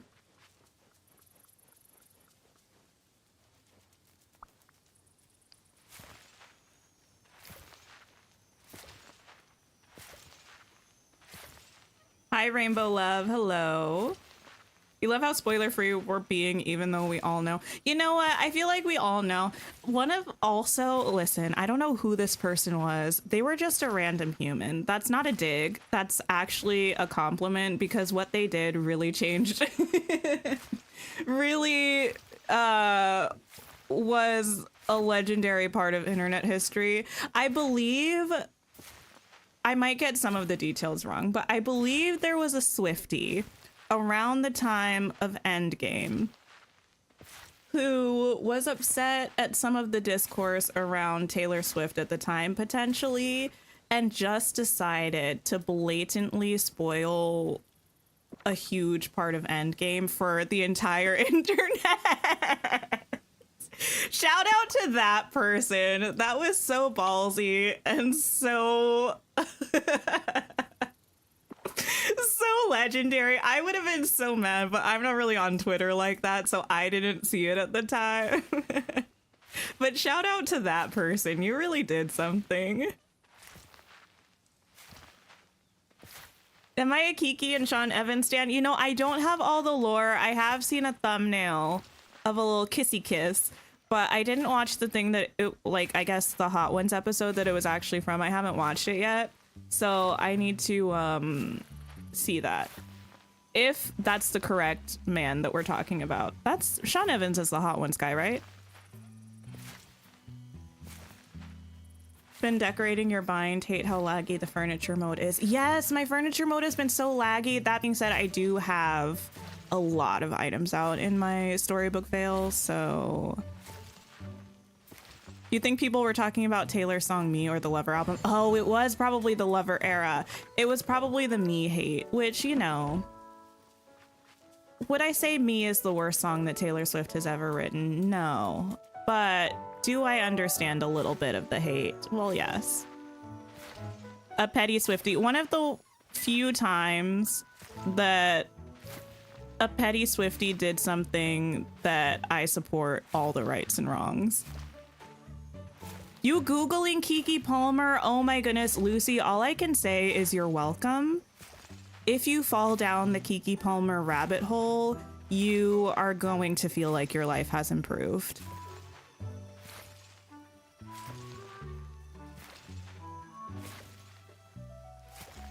You deleted your socials before Endgame. I was never a Twitter girly. I never was. Like, I had one for a while, but I'm pretty sure I just made it to follow my sister's 5 Sauce Stan account. And I don't think I ever used it after that. I have one now and I still don't use it. Like an official one. I might have the old one, I don't remember.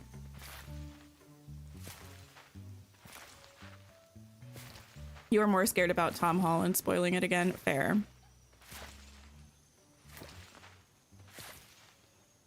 Speaking of 5 Sauce, they have a new album coming out in November. This is turning out to be such a great couple of months.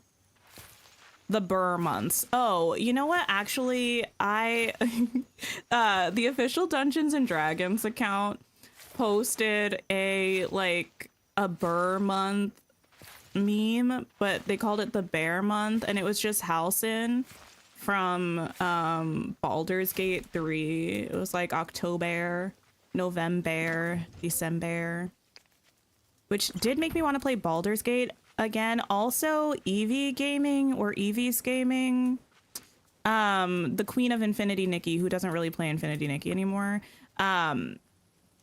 They've been playing Baldur's Gate. They did like a 6-hour Baldur's Gate stream yesterday or the day before. I did not watch it, but I got the notification and then I saw the VOD in my feed.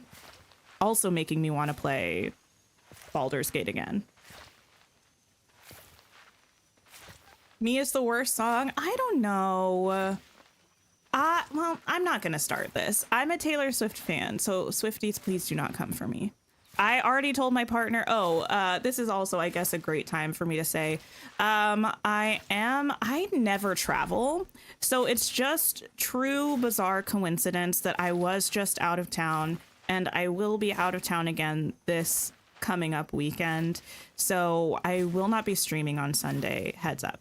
Anyway, related to that, I already told my partner, even though we will be out of town with his family, everyone just needs to be on the same page that Thursday at 10 p.m. I will be watching 2 hours of the premiere of Campaign 4 of Critical Role, followed by at midnight, I will be having a listening party to The Life of a Showgirl, and everyone just needs to realize that that's the way it's gonna be. So yes.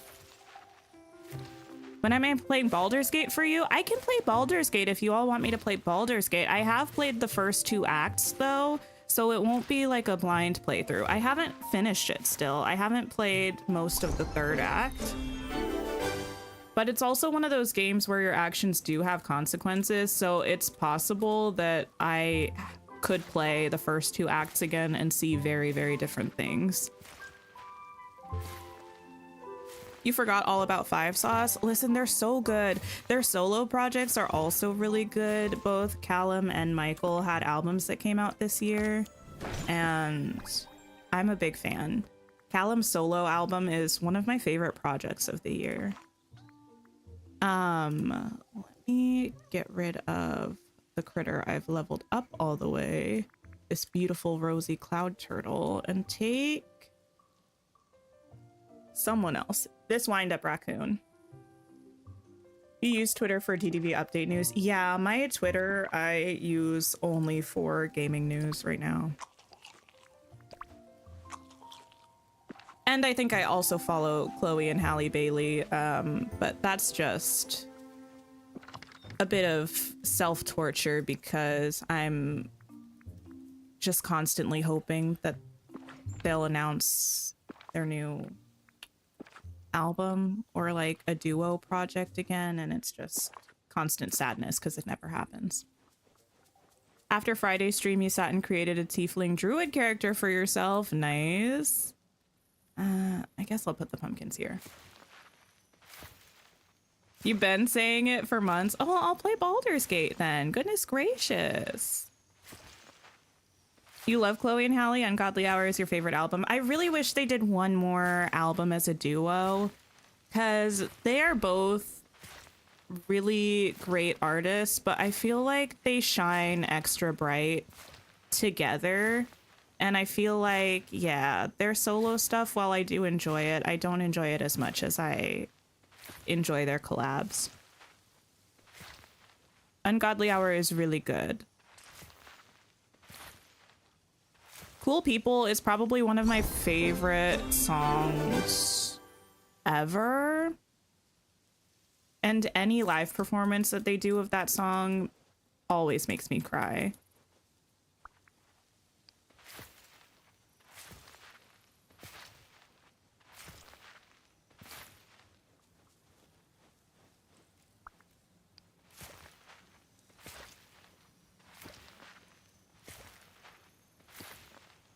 Okay, I must plant these pumpkins.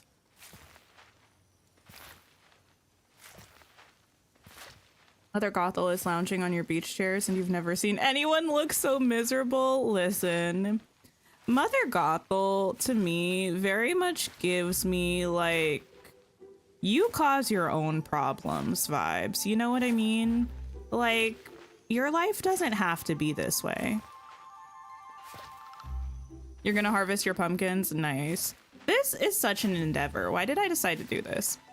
You're halfway to 1 billion star coins? Send some to me. I think I'm at like 50 million, but that's tragic considering at one point I was at like 90. No, I think I was at 100 million.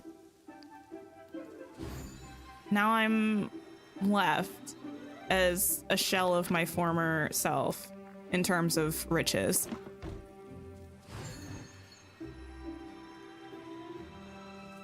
It was when I was trying to get those gardening memories. No, the cooking, it was really the cooking memories of it all. Because the gardening ones, I did get a lot of pumpkins, but it wasn't until I started doing pumpkin puffs for the cooking memories that my money really started to grow. Your goal was to hit 500 million by the update? My goodness. 500 million and 50 million while you only have 2.1 million. Listen, Scrooge has been swindling us recently. Between the river kit, the like butterflies, even though they're not like that much individually, like I bought a lot of them. Fireflies, there were other things. Everything's been so expensive.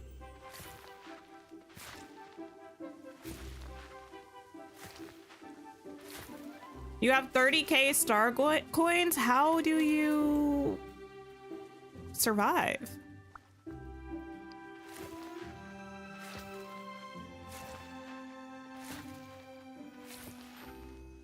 My goodness. I'm trying to move my thing.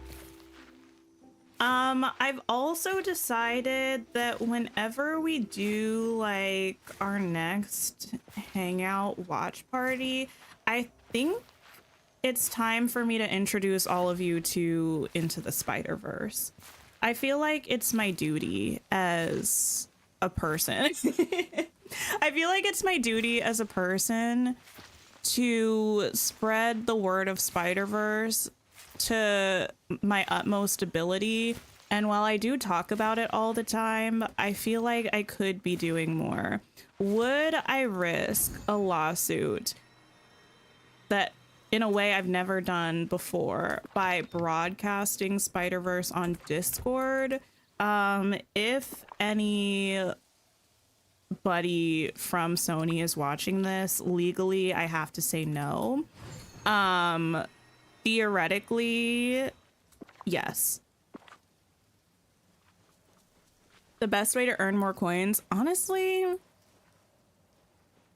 planting pumpkins is a really reliable way. If you need some memories though, or yeah, cooking like souffles, it's not a huge profit per souffle, but if you're cooking a lot of them trying to get memories, that or cooking like pumpkin puffs. Love the Spider-Verse. It's so good. I am just continually so upset that we have to wait until 2027 for the last installment, but it's so good. Spider-Verse is just brilliant. You just made the perfect cookie. Did you make one cookie? One of the things that I consider the most menacing behavior possible is like people who make like 2 cookies. I don't care if they're giant. I saw a thumbnail of someone on YouTube making a single cookie on a baking sheet. Why? Why would anyone do that?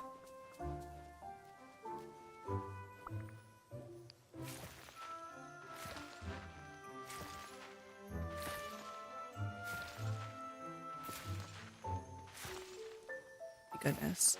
You made 6 fishing villagers, and a couple times a week you take a fox and croc to fish for here and there fish for fish platters. Oh, I do need fishing memories. Maybe I should do that.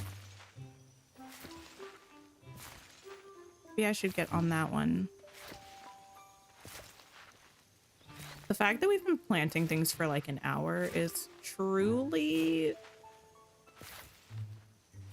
interesting.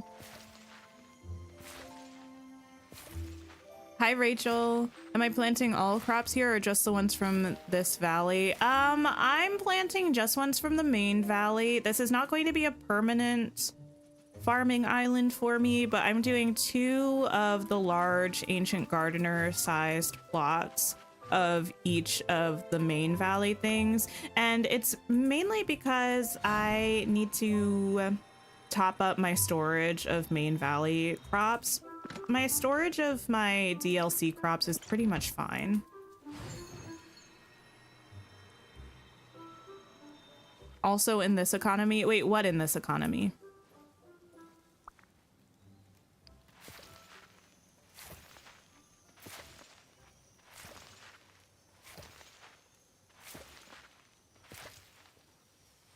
Also gardening in a sequins dress. Baking one cookie. Oh yeah, why would you do that? It's a choice. I feel like I'm constantly being reminded that I need to start watching Drag Race again. And saying sequins dress just is another reminder of that. I also was scrolling through Instagram, which I never do. Well, no. I pretty much exclusively go on Instagram to go to specific people's pages that I'm trying to look something up. Like the reason it got me yesterday, because I was going to check the release date of a book that I'm looking forward to. And then I got distracted and started scrolling. And it was playing like a clip from old America's Next Top Model, like makeover days. That show was so wild. I used to watch that so much.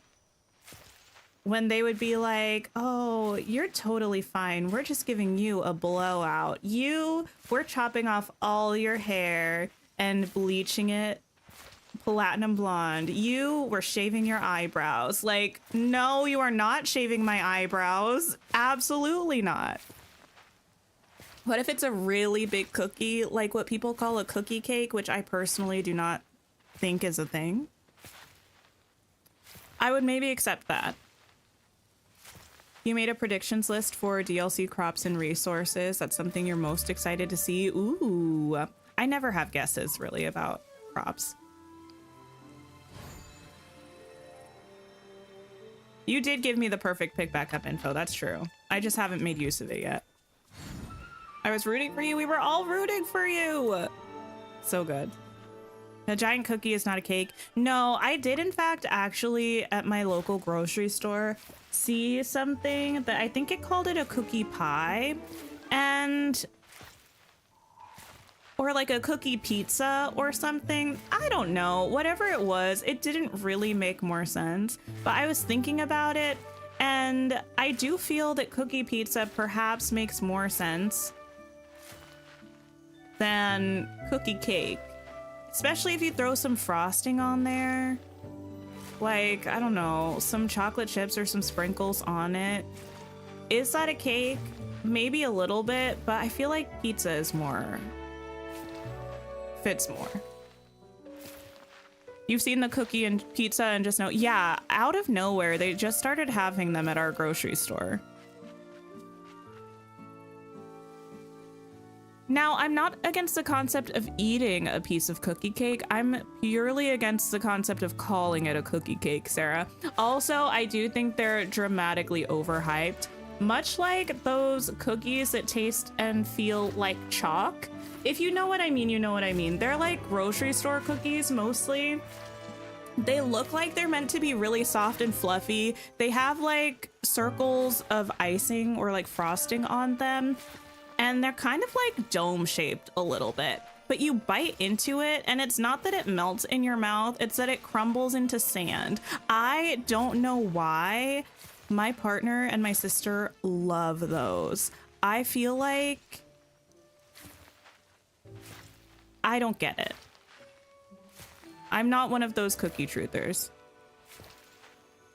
What am I most excited for about the update coming on Wednesday? About the update, it kind of sounds weird, but I think I'm most excited about the Dream Castle skin. Not because I think it's that... I mean, it's not that it's not cute, it's just not my personal taste. But I'm just so excited about the fact that they're introducing a Dream Castle skin that is really fun to me. I am excited about the star path as well. Calling it a cake is confusing. I agree. You didn't see that coming as an answer. Yeah, it's one of those things where it's like, I'm not necessarily the most excited about equipping it to my dream castle. I'm just so excited that they're introducing that. It's kind of like when they started introducing goofy stall skins or well skins, even if the initial one wasn't anything life-changing to me, the fact that it opened the door for so many other possibilities just feels like a big deal.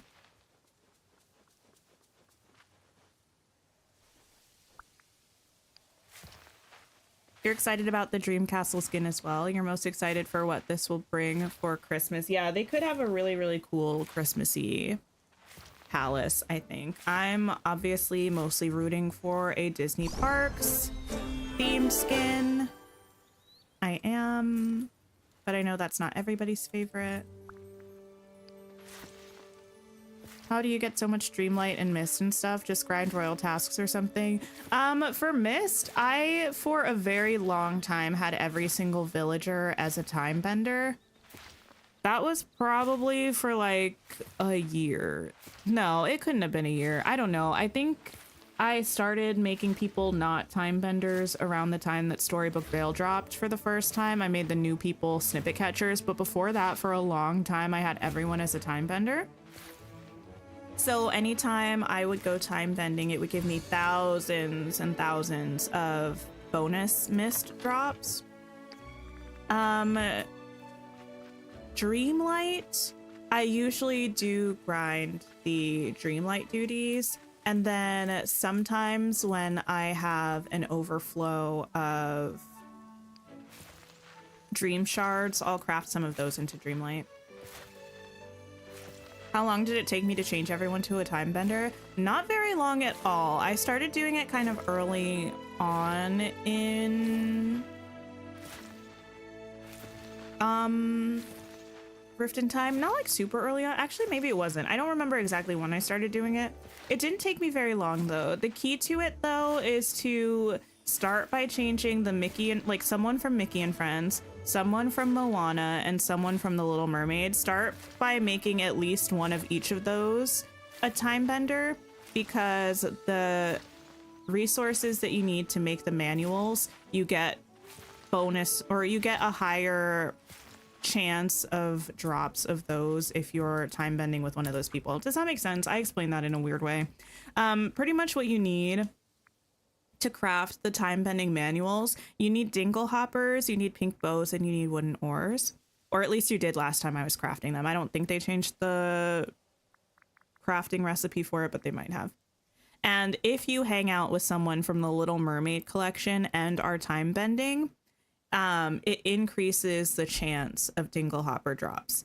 If you're hanging out with someone from Mickey and Friends, it increases the chance of pink bow drops. And if you're hanging out with someone from the Moana collection, it increases the chance of wooden oar drops. It's not a perfect science. Like, you might not feel like you're getting more of them necessarily, but statistically you should get more of them. And then you can craft the manuals faster and make more people time benders to get more drops. Hi, Laura. Hello, hello. You wish we could get more everyday wearables, more jeans, more shirts, more sweaters. I would like that. I feel like we are overdue for clothing added to Scrooge's shop. And I feel like it would be nice to get some basics. I do. Like, I think we still don't have a straight up black t-shirt, which feels weird. Also, we need more masculine clothing options. I agree. We need another Valley resource exchange. Wait, like the... I think I get what you're saying. Like the things that some people would call treasure valleys, but I did not, because it was just resources that I had extras of, or that some people in the community came by and shared. I stopped doing those because around the time I started, was around the time that the glitched chests were being dropped by some people in multiplayer that could break your game. And that made me really scared about, because I can't necessarily, like, I would do them on stream and I would share the multiplayer code, and I can't control really who comes in, you know what I mean? And I didn't want to risk my game. And then when I started feeling comfortable enough to think about it again, that's when the bans were happening, and that scared me again. So I just get, I get really nervous about putting my game at risk.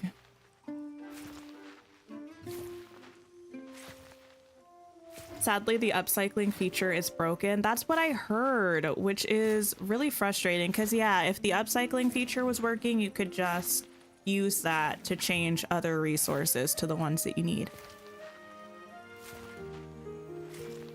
You keep hearing about upcycling being broken. I think it just like won't change the things. Like if you use the time bending table, I mean, I can try. I haven't tried since it's been broken, I don't think. But with time bending, there's an upcycle feature at the table. So there are different types of, or like categories of materials. There are the ancient cores, the time bending parts, the gifts, and the fragments. I actually can't do this right now because I don't have any in my inventory. But essentially what you can do is you can select items to dismantle. So if you have extras of any of these that you don't want, or you're trying to make something, like say I were trying to make pink bows because I needed them for a time bending manual. If I had any extras of like these books or something, I could put them in my inventory, select items to dismantle, click on those and dismantle them into, that would be the green dust, I think. And then I can use green dust and mist to craft anything in here. I have a bunch of it because I was just dismantling a bunch of my extras. If it's working, you should be able to click this and select how many you want to make with the dust and the mist that you have. But right now it's not letting me click it. I think that's why it's broken. Like it won't let me select to make any of these. But Flamingo Queen says dismantling still works. It's just the actual creating, like the crafting of the new items that doesn't. Which is a big shame because it was super helpful. Because if you were time bending a lot to get mist, or if you were trying to make the manuals, you would end up with extras of like some of these other resources that maybe you didn't need, and you could just convert them into the dinglehoppers, the bows, and the ores. But it's been broken for a couple updates now, hasn't it? Do I play only on keyboard and mouse, or do I use controller as well? And do I have any recommendations? I used to play primarily with controller, and then when I was in furniture mode, I would use keyboard and mouse. I just have them both hooked up to my computer and then switch between the two. Now I pretty much exclusively play with keyboard and mouse.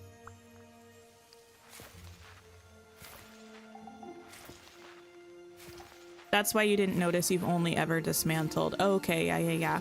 When you dismantle it, it gives you your store of the dust, kind of, on the upper right-hand corner, and that's what you should be able to convert into other resources, but that doesn't work right now.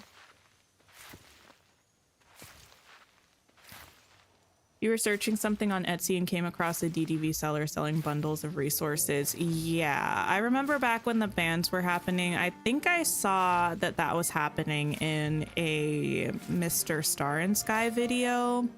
He was kind of reporting on, you know, why maybe the bans were happening, or why Gameloft was kind of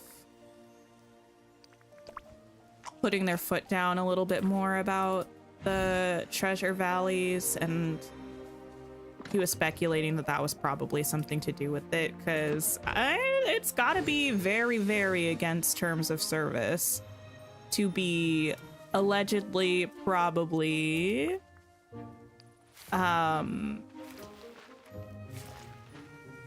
like modding your game to create resources and then selling them for real money. That doesn't feel like something Gameloft would be okay with.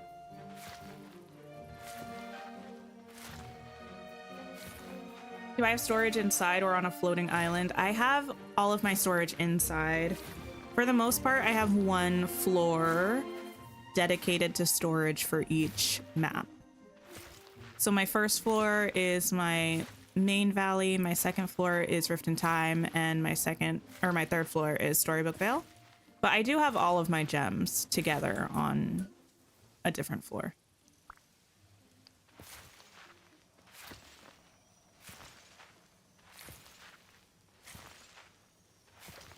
You went down a rabbit hole. Etsy and eBay are full of them. That's, yeah. You would not catch me spending my actual money on in-game, like, gatherable resources. Partially because I don't want my game taken away from me. That would be so sad. Like, people who have had to restart their games because of extreme bugs or glitches. People who, I don't know, from what I hear, most of the people who were banned from like Dream Snaps and Valley Visits or something, and I think most of them were able to get those permissions back. So I think for the most part all is well and good, but after spending thousands of hours in this game, if something happened where I couldn't play it anymore, I would just sob. I would not be okay. Also, thank you everybody for liking the stream. I appreciate you. We're almost done. Listen, it was not on my bingo card to spend all of stream planting. I mean, it wasn't all of stream. The first half, we were just talking about the dev update, but this second half, I didn't realize it was going to take me so long. Who knew?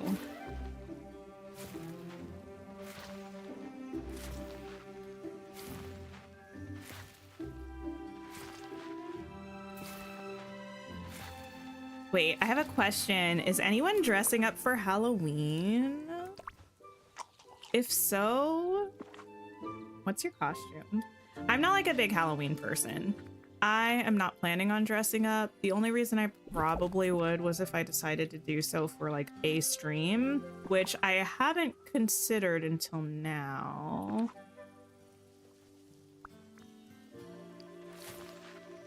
How is the raccoon not level 5 yet? Is it not? It's really rude, actually.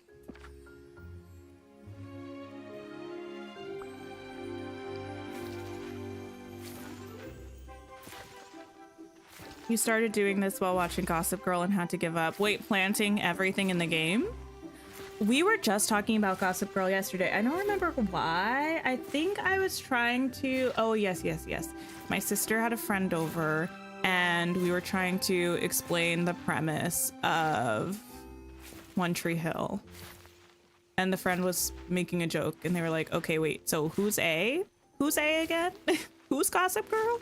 And then we started talking about Gossip Girl, because I've watched it. My partner hasn't. But my partner's sister is trying to get us to watch it. Me again, and him for the first time. I don't know if I'm prepared for that. I do not know if I am. Has there been another dev update since Friday? Oh, no. The Friday one was the one we were talking about, because I don't stream over the weekend usually. I mean, well, Sunday technically. Well, my streaming weekend is usually Thursday, Friday, Saturday. So we talked about it on the member stream on Friday, but we hadn't talked about it like publicly since Wednesday's clip. So we talked about the whole thing today. Tinkfaba, listen, I don't know if I have it in me to paint myself green. I truly don't. You already have a pair of blue overalls, so you decided to be Luigi. Nice. You're not personally dressing up, but taking your daughter and she's going as a little devil. Fun. Did I watch the reboot of Gossip Girl? I did not, but one of the actresses from it is playing Lenore Dove in Sunrise on the Reaping, so I hear.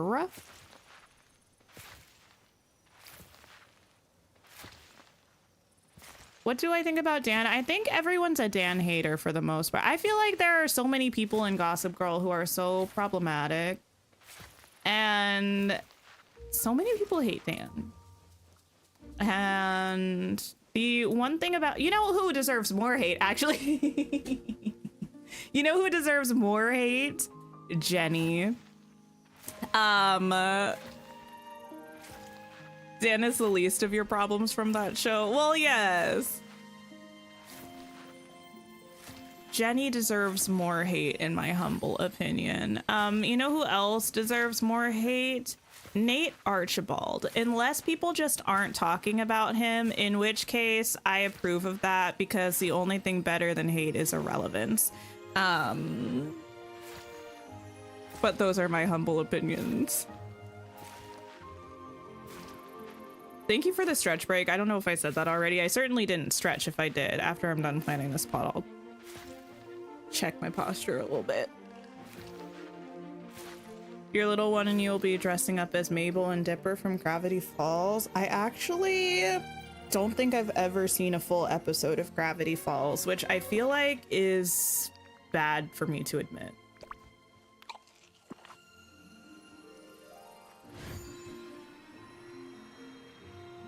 Only thing better than hate is irrelevance, a word. Well, yes. And that is on period. Frankly, I feel like more people need to realize this and act accordingly. Because there are a lot of people that get a lot of hate, and you know what? We need to just stop talking about that. This is not targeted at anyone in particular, by the way. I'm not subtweeting anyone. Just in general.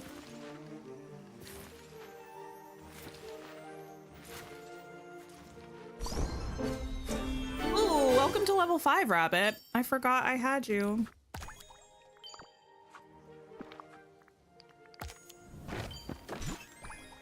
Still not my fence. Oh, really, really rude. Okay. Who else do I have that I've been working on that's not a bird, because the bird's going to annoy me a little bit? Oh, this anger raccoon. Well, sure. You know what I will always love from Gossip Girl, though? The fact that it gave us Hilary Duff singing Lady Gaga's Love Game off rhythm and in a manner that was truly unrivaled. You know? Hilary Duff being in Gossip Girl was very fever dreamy.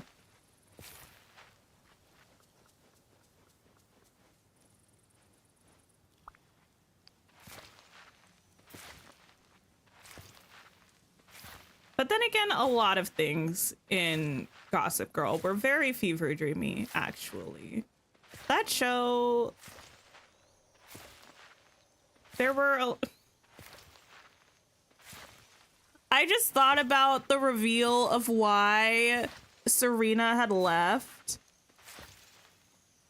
Like, the real reason. I don't know if that actually was the real reason. I feel like there was an initial reason, and then the, like, quote, real reason came out. And I don't know if I trust Gossip Girl enough, and I certainly don't trust my memory enough to remember if that was the real reason. But they were so dramatic about that for why. Like, they really said plot twist, cliffhanger. We're gonna drop this crazy line about why she left, and then it comes back probably after a mid-season break, if I had to guess, and reveals the actual context of it. And it's like, girl, what? That was the milk flower's fault, I fear. Another show you've not seen, I do not necessarily recommend it. Hi, Maddie. Hello.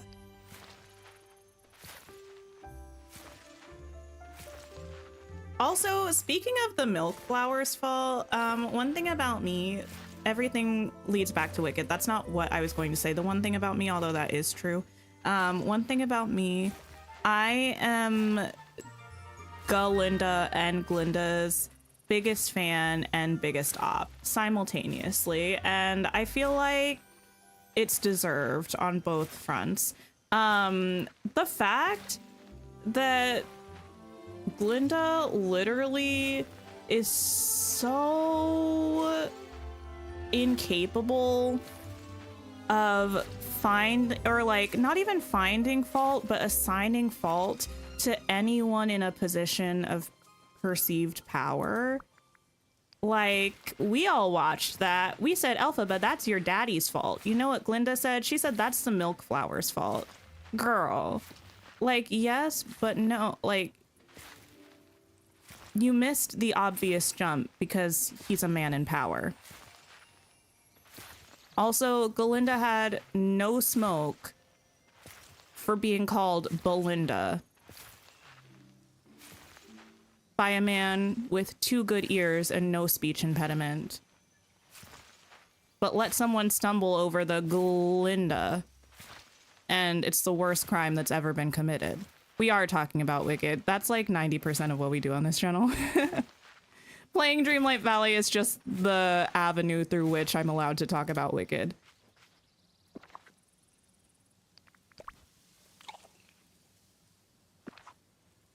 Remember when shows had mid-season breaks? Well, yes, because every season was like 3 seasons long nowadays. They're like, we got to go on our mid-season hiatus. 11 episodes into the season, or 12, because there were sometimes like 24 episodes. Wild times. You can't wait for part 2 of Wicked. Neither can I. I'm so excited. Oh, I forgot I had this elixir on here. Oh well.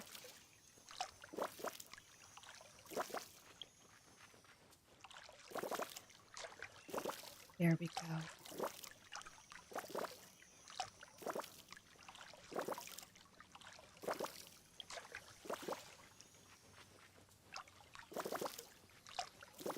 After all this time, we finally planted. Like, actually it's more than 50, huh? It's like 70-ish of each main valley crop. We love to see it. Almost got this raccoon up to level 5 as well.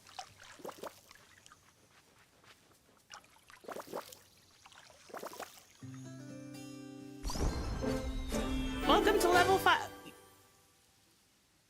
Okay. We got the anger raccoon up before the wind-up one that's been with us all day. Also not the fence, therefore not what I need. Oh, no, you. There we go.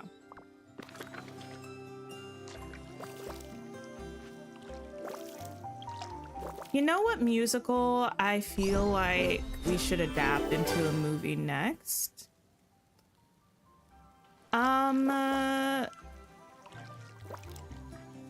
Well, obviously Hadestown, but if I were doing a bit, I would say Bring It On, the musical. It will be Bring It On, the musical, the movie, but it will be confusing because the musical is based partially on the first Bring It On, I think, and partially on the third Bring It On, which I believe is called All or Nothing, the one with Hayden Panettiere, the most problematic one. We need an Outsiders movie. Outsiders being the concept album that was based on the cult classic film.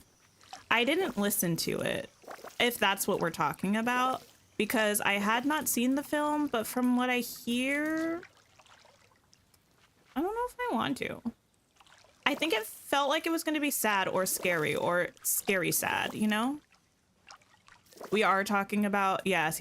I haven't listened to it, but I've heard that it's quite good. It was also one of those things where I felt like I kind of needed to watch the movie before I listened to the concept album, but again, I don't remember what the kind of premise is, but I remember reading the like basic hook of the movie and being like, oh, I don't know if that's for me. Hi, animals. Hello. What's my favorite musical? Ooh, that is a very difficult question. As of right now, I can give you 4. 4 that are tied, that are not maybe my forever favorite musicals, but like at this point in time. One of them would be Wicked because it's Wicked. One of them would be Rent because Rent was pretty much the musical that got me back into musicals. And also it's just iconic as well. The third would be Hadestown because it's a perfect musical. And the fourth would be Epic because it's just it's like probably one of the most intentional musicals I've heard, from like storytelling through the music itself, if that makes sense. Not necessarily the lyrics, but like the actual music. It's really, really good. That being said, if the Odysseus of Epic has no haters, I'm no longer in the land of the living. I am maybe the #1 Odysseus hater.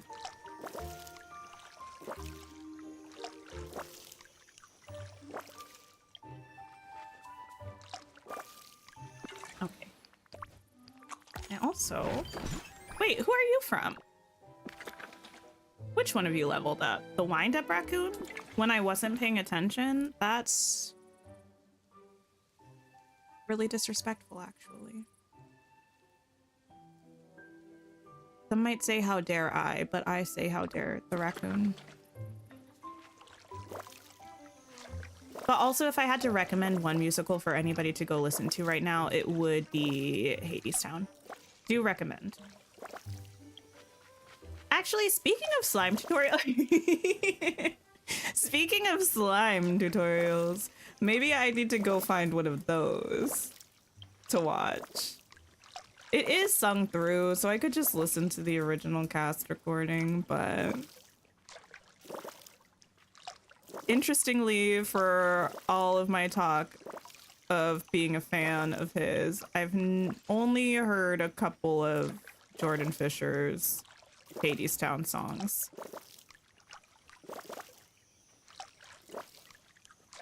Is it true that the companion red chests may have new items in the pouches? Wait, what do you mean by new items? Like items that don't exist in the game yet? I don't know why they would.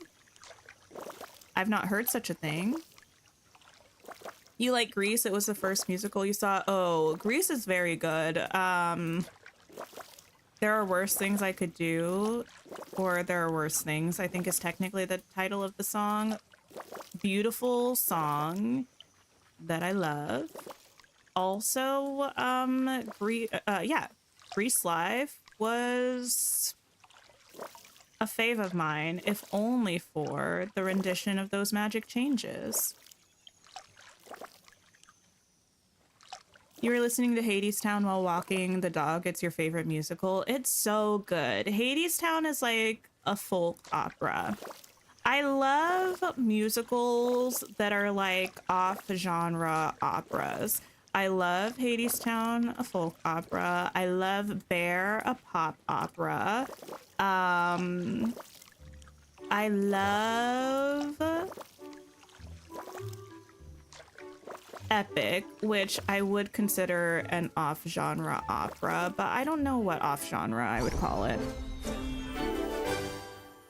Here's our Annie, Cats, Les Mis, Willy Wonka, Newsies, and Hamilton. I support you. I also have some mixed feelings about some of those because one of my sisters went through a fairly intense musical theater phase in middle school, which is not uncommon for people, but her particular brand of it was a little bit aggressive. And Annie was one of the musicals that really was her thing, because she was in a production of it. Also, Newsies. She loved Newsies. She constantly wanted us to watch Newsies. And I feel like I unfortunately have some, like, lingering negative emotions towards Newsies about it. Les Mis is wonderful. I do love Les Mis. Hamilton, great. Willy Wonka, like the original movie? I feel like I haven't watched that in quite some time. You also listen to the Lightning Thief musical a lot? I've never listened to the Lightning Thief musical, actually. I am potentially, infamously though, a little bit of a Percy Jackson and the Olympians hater. I'm sorry. I'm sorry. I finished the series this year and it just... I have too many concerns. Morally and ethically. And I do not like. Hi, Carice. Hello. Apparently, the inside-out bunk bed being a pouch item. Wait, like the wall thing from their house? I've not heard that. Hi, Steve. Hello, hello. You're afraid we can no longer be friends? You might have to redact your membership. Oh no! I'm sorry! I promise I wanted to like it. I think, like, I'm not saying you have to have read it when you were young to like it. I'm sure people have read it for the first time as adults and loved it. I do think it's probably to people's benefit to have read it initially when they were young, to have a nostalgic connection to it. I read The Lightning Thief for the first time maybe 4-ish years ago, and I liked that one. But I don't know, the further I got into the series, the less enthralled I was, both with, like, I don't know, the writing is not my favorite. The, like, things that are cut out of the story, like, that would be really interesting scenes. Just like, I've talked about this one before, but in the last book of the, like, I know there are multiple series that are kind of like spin-offs of each other, but in the Percy Jackson and the Olympian ones, the 5th book, whatever it's called, the final battle or something along those lines. Or maybe it just feels like that's what it should be called.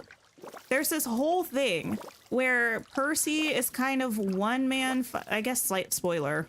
He's one man fighting an entire, like, army. And in it, he's like getting ready to do it. And then it flashes to the end. He's like, yeah, I fought that whole army. I don't know what happened. I don't know how I did it, but I defeated them. I'm like, oh! So this scene that would have been really cool to see as the reader, we're just gonna skip over that and not address it because we don't want to figure out how to have written that in a way that makes sense. Like, you can say whatever you want. I know the running theory or like the argument that the author makes is gods don't have DNA, so none of them are actually related, but y'all call yourself sisters and brothers with the people from like your house, so I don't believe you. And if you aren't related, don't call yourself that. Like, y'all are cousins, or like aunt, and you're related in a way that's too close for comfort is what I'm saying. Also, the Luke and what's her name? I'm not a fan of her. She can go away. Annabeth. Annabeth is the worst. The Luke and Annabeth of it all, though, she is a victim, capital V victim. And I will hear no further amendments. Patricia, hello. Variety Princess, how do I keep Dreamlight Valley from being repetitive? Sometimes you feel like you're just doing chores for everyone and you really don't want to feel that way. I feel like if you have a lot of quests and you're working on them all kind of back to back with no break, it really can feel that way. I've gotten to the point where I kind of only ever have the quests that are the newest, so it's not too much to the point where I feel like it's impacting my ability to enjoy the game. But I would say take a break in between quests and do something else if you're getting bored would be my kind of advice. I also like, there are different things you can do in the game, like resource grinding, decorating. Decorating is a big thing for me. But if you feel like you've kind of done, I don't know, you've kind of tried everything you can do to sort of break yourself out of the feeling of things being overly repetitive, I really just feel like take a break. I think a lot of times in the Dreamlight Valley community, there's like this weird sense of pressure where you have to have your quest log empty. You have to have everything decorated. You have to have your storage room done. You have to have like XYZ. And realistically, that's made up to me. It's a game. It's there for entertainment. If something is feeling like it's making you not want to do it, I say don't do it. Play a different game and come back. Or invest some time in one of your other hobbies and come back when you're excited about it.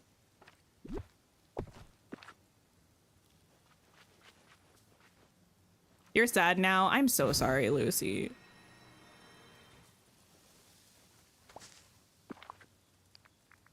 Let me split this and drop these.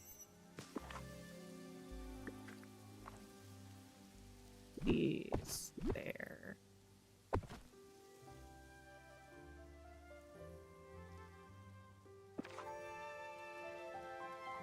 As a Beauty and the Beast fanatic, you had no idea Lumiere and Cogsworth were coming to the valley in a few days. Oh, yes, yes, yes. It seems like it's going to be an exciting update. We're going to be going back to the realm again to get Lumiere and Cogsworth. The Star Path looks really exciting to me. Some cool things coming to the premium shop. I think apart from the Dream Castle skin, which I'm excited about just because of the possibility of other skins for the Dream Castle, the other thing that I think I'm most excited about for this update cycle, unfortunately we won't be able to do it on Wednesday, but it's the new event that's coming. With the new event island, I think that's gonna be really cool. And hopefully kind of a turning point for events in Dreamlight Valley. You think it's the pressure of star paths and dream snaps? We suddenly think everything is time gated and it's going away. I think partially that, but I think also, especially people who watch streams and stuff, like, we're... Oh no, it's fine. I thought the audio cut out in my headphones for a second, but it's fine. We're like consuming Dreamlight Valley content fairly regularly, and that can be like a really enjoyable part of update time, but then I feel like there's this kind of pressure that's also a little bit made up to a certain extent to like be ahead of everything so you can watch the streams and watch the videos and have already done the thing so you're not spoiling it for yourself. And it's just like, it can, at least for me, that can sometimes impact my enjoyment of the game, which is why I've kind of moved away from feeling like I have to watch everybody's streams right when they're happening on update days. Like, I'll catch the VODs a little later when I'm ready, you know? Or I'll just watch the stream until they get to the point where I stopped, and then I'll peace out and stop by again later or something. It can for sure be overwhelming. Your partner having just started a few weeks back on arcade version, it's endless. Oh yeah. If you're starting as a new player right now, there's gotta be it's gotta be like a lot. Looking at all the realms and all the quests and all the characters and all the furniture items that people have from like star paths or things that you weren't part of. It's probably a lot.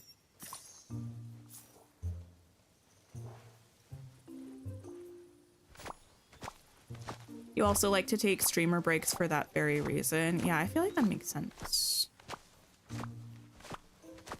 You get the burnout mostly from dream snaps. You want the moonstones every week, but you're also not a decorating person. Yeah, dream snaps is probably the thing that can feel the most burnout-y for me.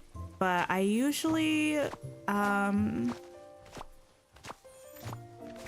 mean, for me, it helps doing them on stream. Obviously, that's not something that's gonna be doable for everybody or even that you would want to do necessarily, but it helps me sometimes feel more excited about dream snaps.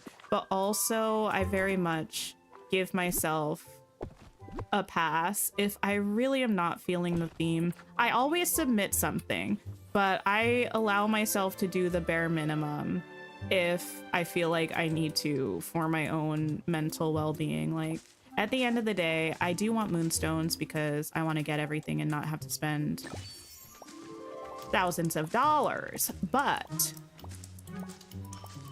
if it's stressing me out that much, like, it's defeating its own purpose. The purpose of a game is to bring joy to my life. And if it's not doing that, then I'm doing something wrong, or it's not the game for me. And sometimes it can be difficult to tell which it is. Dream snaps is your lowest priority.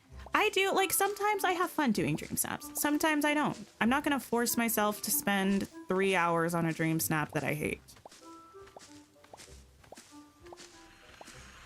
With the restart you did last week, due to the game save issue, they were able to get you your save back, but it was a very long time.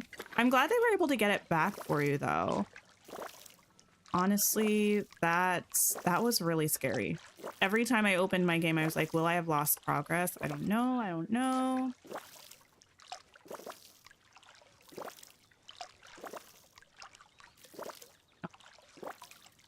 What are you? Wait, did one of these companions level up? I don't remember.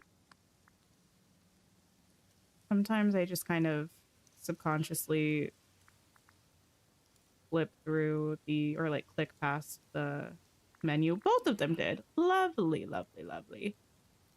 What about... I think I actually have the owls out in my veil right now for recording for my tour. So I'll do you, and I don't know, maybe this fox.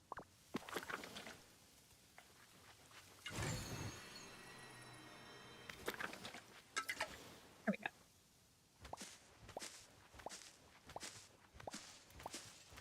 Oh, the game save they were able to bring back was over a year ago. Oh my goodness. I misunderstood. That's sad. I'm so sorry.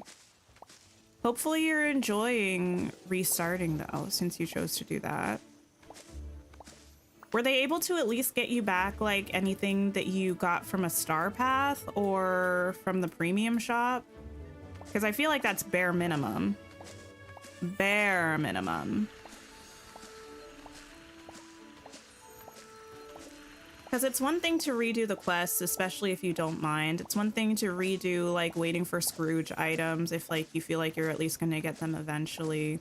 It's another thing entirely to have spent moonstones or real money on something, or have done a star path and earned items and to not have those. All the star path and premium shop purchases were all there for you at restart. Oh, okay, good. If not, I would have been writing to someone's manager. Again, I don't know whose, but I would find a person, I would find their manager, and I would be writing to them. My partner just got home from work and he's like guffawing with my sister and I think a couple guests in the living room. I have no idea what they're laughing about. Lettuce. I wonder how many of these things that I'm harvesting right now I actually didn't need. We'll see when we bring it back to my home.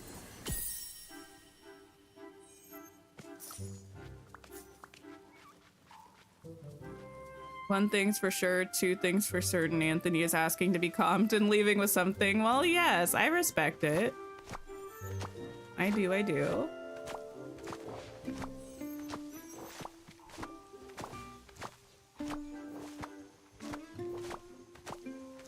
Can we get them to give us a dream style of Ariel in the dress that we're wearing now that's meant to be based off of Ariel's, but in her actual dress in the right color, please? With a longer train. I would like that dream style, but actually, now that I say that, I would like that dream style, but not before we get a better dream style for Tiana. I respect Belle having her ball gown, I suppose, but Tiana deserves a gown. Where's Tiana's? Where's Tiana's man? Like, what are we doing? The only thing that Tiana gets, a work dress and problems in this new quest line with not Timon and Pumbaa, with Cogsworth and Lumiere. When does she catch a break? Justice for Tiana, indeed. Have I spent a lot of real money in the game? Yes. I justify it to myself with the argument that I stream this game for my job, so it is a business expense, but it's been a lot of money. Too much. Don't ask me to calculate it. I will cry.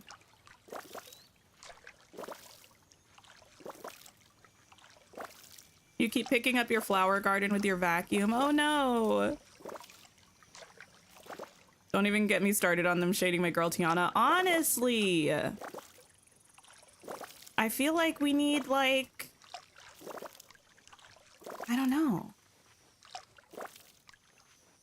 We need to organize. We need, like, a slogan. Well, Justice for Tiana is our slogan.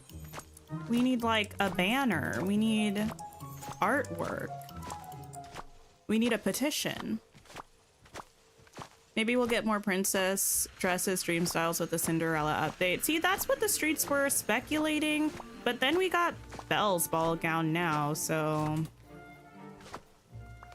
I don't know.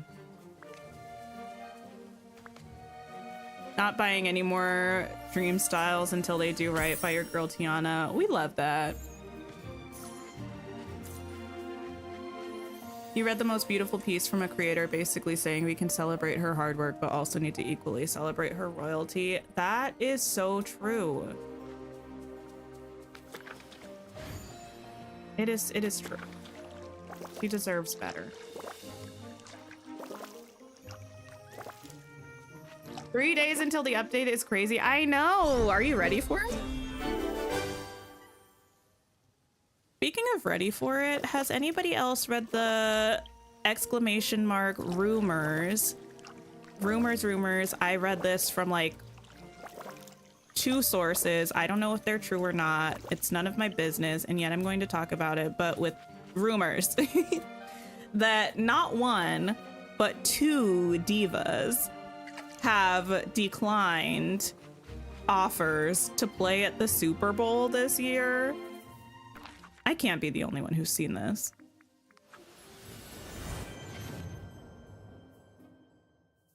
Do you think we'll see a Tiana realm next year? I hope so. We need Naveen and Charlotte in a realm, in my humble opinion.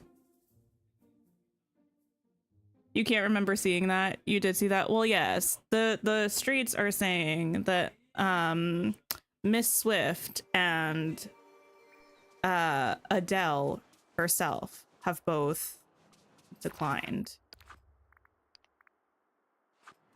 How's my sister doing? She's actually doing pretty wonderfully. I mean, all things considered. She's pain-free. She is feeling good. We still like are in the pretty immediate post-op kind of era, but soon, I think in like a week, she gets to see a doctor and hopefully start physical therapy. So hopefully things start moving and looking up soon. Thanks for hanging out, Anthony. I appreciate it. I hope you have a wonderful sleep. Okay, these do not belong here. That does not belong there. This is all a mess. Okay, yes, that's all of that. Bell pepper. Corn we already put in. Carrots were here. Lettuce here. Stunning.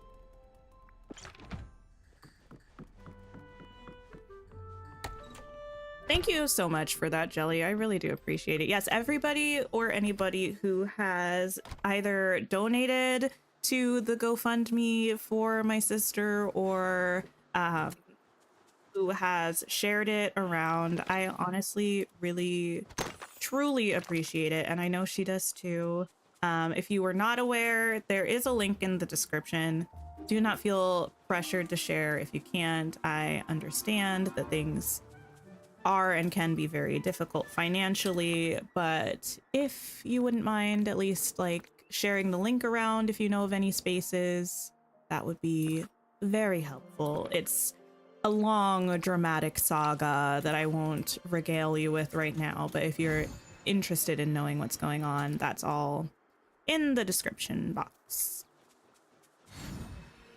I said Adele and who else? Oh, Taylor Swift. The house is so pretty. Thank you. Super Bowl halftime shows have had a downward trend recently. I know you're not talking about Kendrick's show.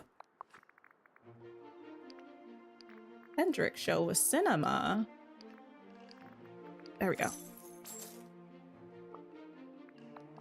Wicked girlies gotta stick together. Well, yes, absolutely. Okay, actually, why did I not sell these carrots? Hi there, pal. Sell. There we go. I think I probably do need that. What is it called? Rich soil? I'm gonna be honest though, I really don't usually watch the Super Bowl, even the halftime performance. I'm not a sports girly. I'm just not. And some of the headliners haven't really called my name recently. Oh no, I am topped up there. Okay, well maybe I'll put it in here. In my overflow chest. That too. You don't know Kendrick or have seen a show in question? Oh, Kendrick Lamar, he's a rapper. He did the Super Bowl this year.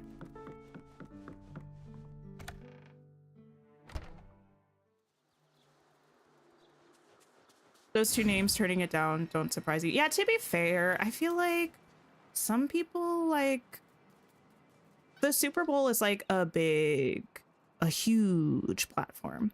And some people probably are bigger than the Super Bowl. I don't follow Adele enough to know, like, is she an icon above the Super Bowl to me personally? Well, sure. If I was given the choice, Adele or Super Bowl, I would pick Adele. But certainly I feel that Taylor Swift is probably bigger than the Super Bowl, so I wouldn't necessarily say that she needs it. You believe it was Kendrick's second Super Bowl? I think it was it was definitely his first as the headliner, but he was brought out with was it? I'm not gonna say because I know it's gonna sound silly, but he was brought out a couple years ago as like one of the guests for somebody who was headlining. Okay, I'm leaving the night thorns just because we'll probably need some of those for the star path. The closest thing you've listened to rap recently is Hamilton. We love Hamilton.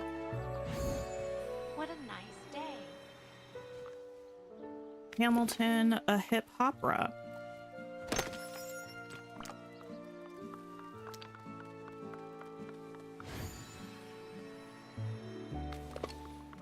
Oh, his second Emmy. Oh, I got you. I got you.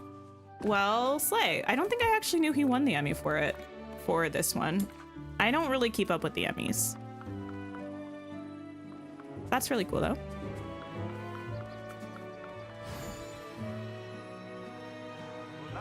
I thought I saw another giant rock, but I think I'm just seeing things. There is one back there, though. Dr. Dre. Okay, that's what I was gonna say. I thought it was gonna sound silly because I certainly didn't watch that performance. But I kind of vaguely remember seeing the list of, I don't know, the past 10 Super Bowl performances or something. I thought it was Dre. You love hearing about Emmys for unorthodox performances. Wait, I feel like, is this true or not true? I feel like,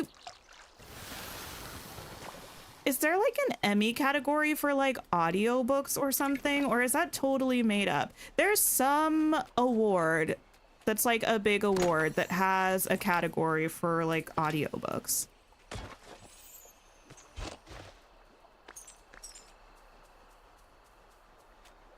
Oh, thank you so much, Lucy. That is so kind and generous. Audiobook is Grammys. Yes, yes, yes, yes. That makes a lot of sense. You know who deserves a Grammy for their audiobook? I'm not sure if they won one, but if they didn't, you have my vote. I'm not part of the voting. I don't vote for the Grammys, but you would have my vote. Jeanette McCurdy. To this day, that's one of my favorite audiobooks I've listened to. Her memoir. That's how Viola Davis got her EGOT. Snaps and claps. Viola's memoir was also a phenomenal listen. I did listen to that audiobook as well.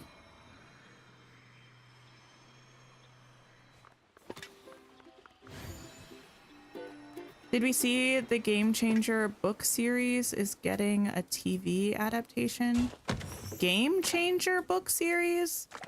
The only Game Changer I know is, fortunately or unfortunately, the Dropout series. What is the Game Changer book series?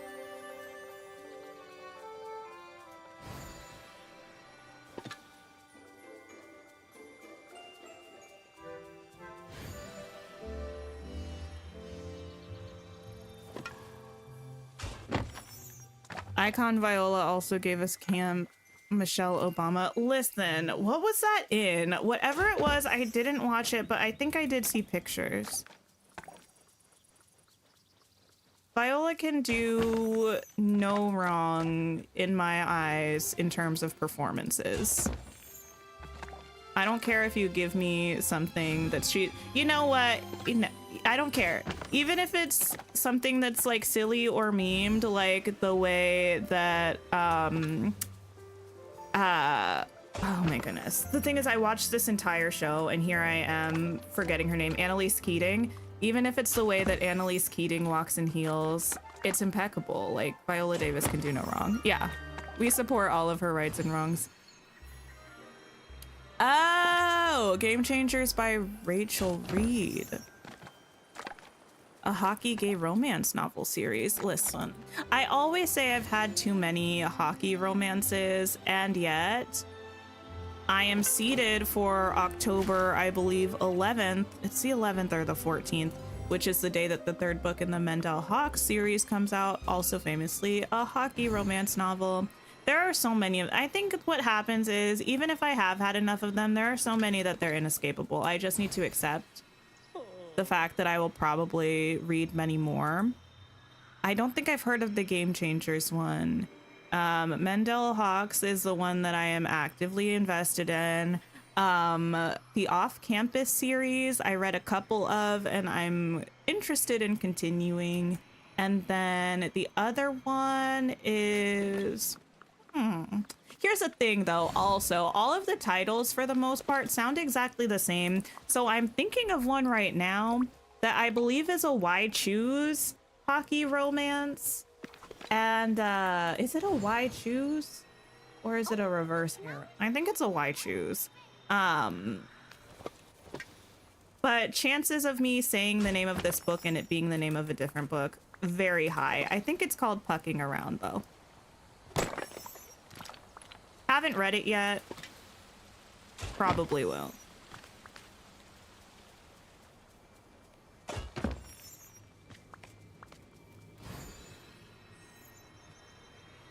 Do I want to get rid of these mushrooms? Probably.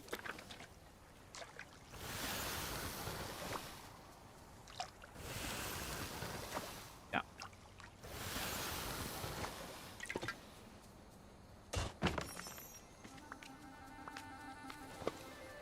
Beautiful. You know what series I haven't finished, actually, while we're on the topic of Viola Davis? It doesn't have Viola. Well, technically it might, because there was a crossover. I was going to say it doesn't have Viola Davis in it, but Scandal. I never finished Scandal. I think it's because I have an unhealthy relationship with Olivia Pope. I love her and I despise her, and I don't know which one I do more.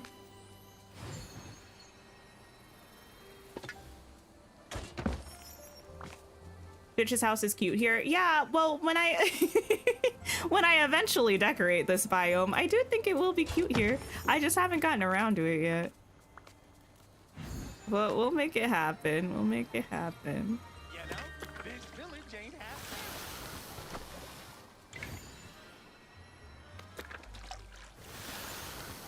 Okay. Almost done with the cleanup. I've been here for so long. It's because we spent the first, well, I don't know. I feel like I've accomplished nothing, which is not true, because that was a lot of work doing that garden. That being said, what do I have to show for my actions? Nothing quite yet, because I have to wait for everything to grow. But that's not like our typical stream activity, so I think that's why it feels like I haven't really done much. You need Lilo? I would like Lilo added. Lilo never gets what she deserves in Disney, to be honest. It's always Stitch, never Lilo.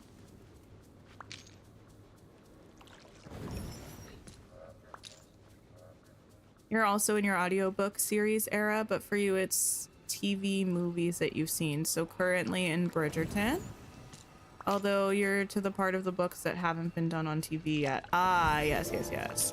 The next Bridgerton book I have to read is, I believe, To Sir Philip with Love, I think is what it's called. Some of those book titles. Girl, they're interesting. They're creative. I believe that might be Eloise's book. But I haven't watched season 3 of Bridgerton, but from my understanding, they're doing something a little different. And I can't remember if that's with Eloise or if that's with Francesca.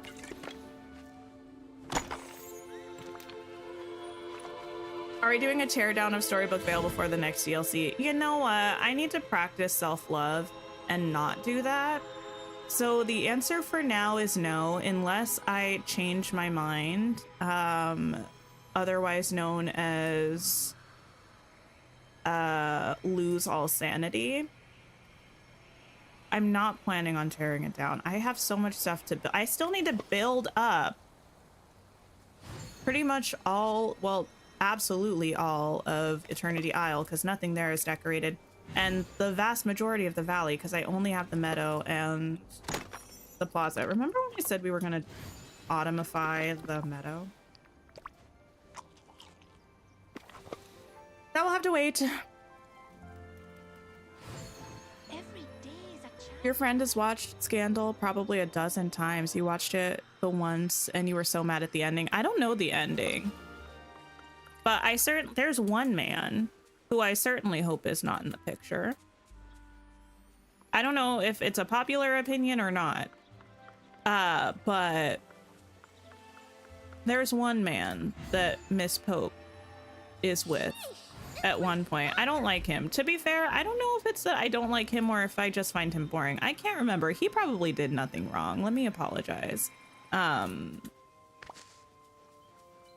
He's probably just not the other guy. Actually, come to think of it though, I don't know that I like anybody in that show. I feel like there might have been a Melly redemption arc. Maybe I thought Melly was kind of slay for a little while, but I can't remember.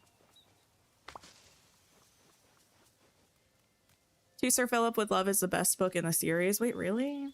Listen, unfortunately, my opinion, respectfully, it can only go up from Benedict's book. It can only go up. Although actually, technically, Colin's book was after Benedict. You know what? This is saying something because I am a certified Penelope hater. Not even hater. Hater is too tame of a word for how I feel about Penelope. Because, like, I'm a hater of a lot of things, but it's fun and cute and casual. I actually can't stand that woman. I am a certified anti-Penelope propagandist. And I still probably preferred that book to Benedict's book.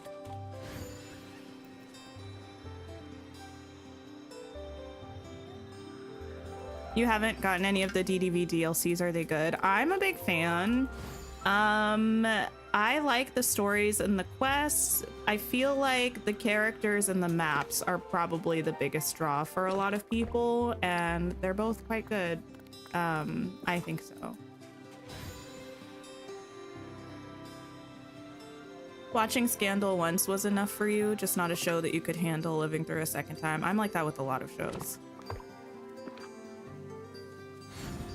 You didn't read To Sir Philip with Love, but it was such a long time. Oh, it was such a long time ago that you read them. You probably need to just redo them all. I feel like from the first 2 seasons, I think I prefer Bridgerton as a show. There are a few things that I prefer as like a show or a movie over like the source material as the book. Controversial opinion, especially because they're so like I have to stress this before I say this because I cannot emphasize enough how much I think Wicked the musical and the movie are so like a different thing entirely from Wicked the book. A lot of times people will be making or trying to make a point about Wicked the musical or like characters in the musical, and they'll use reasoning from the book. I feel like we're talking about apples and oranges. We're not even talking about apples and oranges. We're talking about apples and cheeseburgers. They're 2 completely different things, and it doesn't work like that. But I do think I prefer Wicked, like, as a musical or as a movie over the book, personally. I also feel that way about Stardust. The movie, in my opinion, is one of the most iconic pieces of cinema to ever be made. The book is fine. Hi, Nick. Hello. I remember feeling that way also about Dear John, the Nicholas Sparks book and movie. I preferred the movie, although I haven't seen that in probably since it came out, and I haven't read the book since around the same time. So I don't know if that opinion is still one that I would hold. That might be just like a flop take from my youth. Hard to say.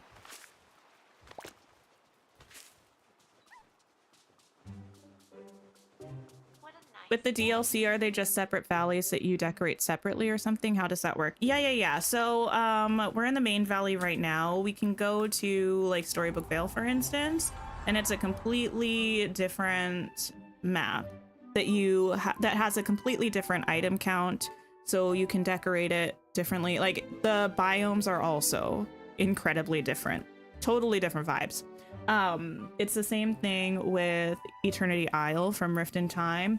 They all have, well, okay, each DLC has an overarching story plot of quests that you follow. It also gives you 5-ish new characters that you can make villagers, and they all have their friendship quests. This loading screen is 10 eternities. There are new features, there are new crops, there are new forageables, there are new gems, there are new craftables, there are new items in the Scrooge shop for Storybook Vale, but not for Rift in Time because they didn't implement that yet. So it's just like, it's essentially like getting a new game, kind of. A new base game before all of the updates, if that makes sense. So like, this is the other map. If I go here, I can zoom out and we have the 3 biomes with the different sub biomes on this map, totally separate from the main valley, totally separate item limit from the main valley, all of it space that you can decorate.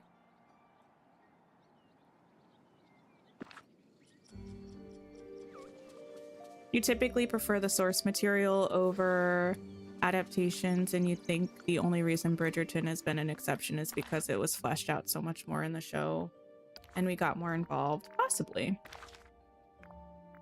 It could be that. I think also sometimes like certain stories might like lend themselves better to different mediums. I don't know if that's specifically how I feel about Bridgerton, but I think sometimes like that can be the case. I think also sometimes the creatives who are working on an adaptation kind of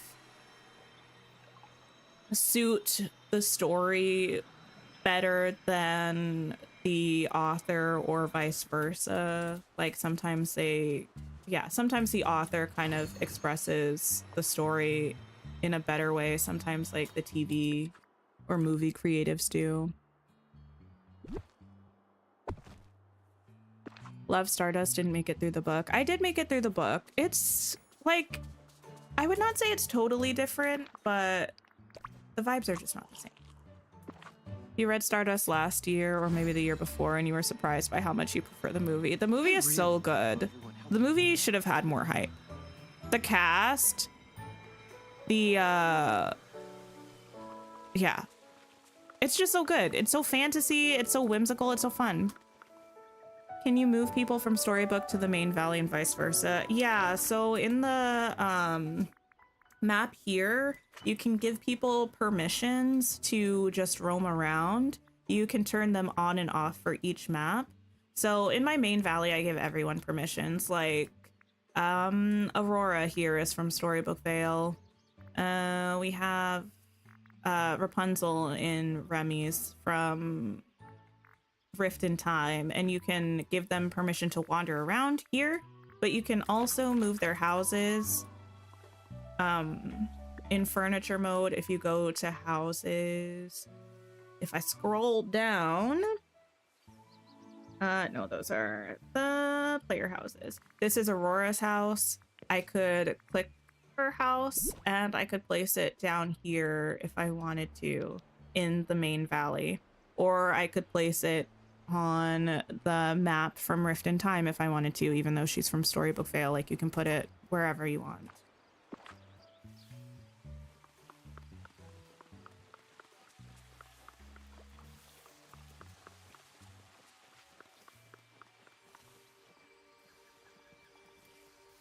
You would say the only instance in which you love the source material and the movie adaptations equally is Lord of the Rings. Listen, I'm ashamed to admit, I mean, I've never read the Lord of the Rings books, but I have seen the movies, which is so uncommon for me. I'm usually very particular about reading the original source material or watching the original source material, whichever came first, before I like see the movie or read the book. But yeah, Lord of the Rings is one of the only ones that I haven't done that. Also, the last like 4 Harry Potters or something. I read the first 4 books, but I didn't read the last 3 books. Shame, shame, shame. I'll get to it eventually. Probably not Harry Potter, but Lord of the Rings at least. We are going to go ahead and wrap up stream though. Let me see if anybody else is playing. We can go and hang out with them. Thank you all for hanging out. Thank you for almost 100 likes on the stream. If you could like before we wrap up, I would appreciate it. getting to 100 would be amazing. We are going to go see the Decorista, who's doing an Autumn Dreams snap and contest design. I will be back tomorrow. I think I did remember to post my schedule. I'll be playing Tales of the Shire tomorrow. I planned on finishing the first year last stream, but we have a couple days left in our first full calendar year. We'll do that tomorrow. And then Tuesday, you'll see my face because we're going to be playing Date Everything again. I had fun last time, so we'll be back again. And Wednesday is update day. Oh, Wednesday, important thing to note. We will start stream at 12 noon Eastern, which is 2 hours before our usual stream time. It's 3 hours after the update drops. I always start a little bit early on update days. So 12 noon on Wednesday instead of 2 p.m. Eastern. But yeah, I hope all of you have a wonderful, wonderful rest of your day and take care of yourselves. Pop by and drop some love to Decorista, and I will see you all tomorrow. Goodbye, everybody.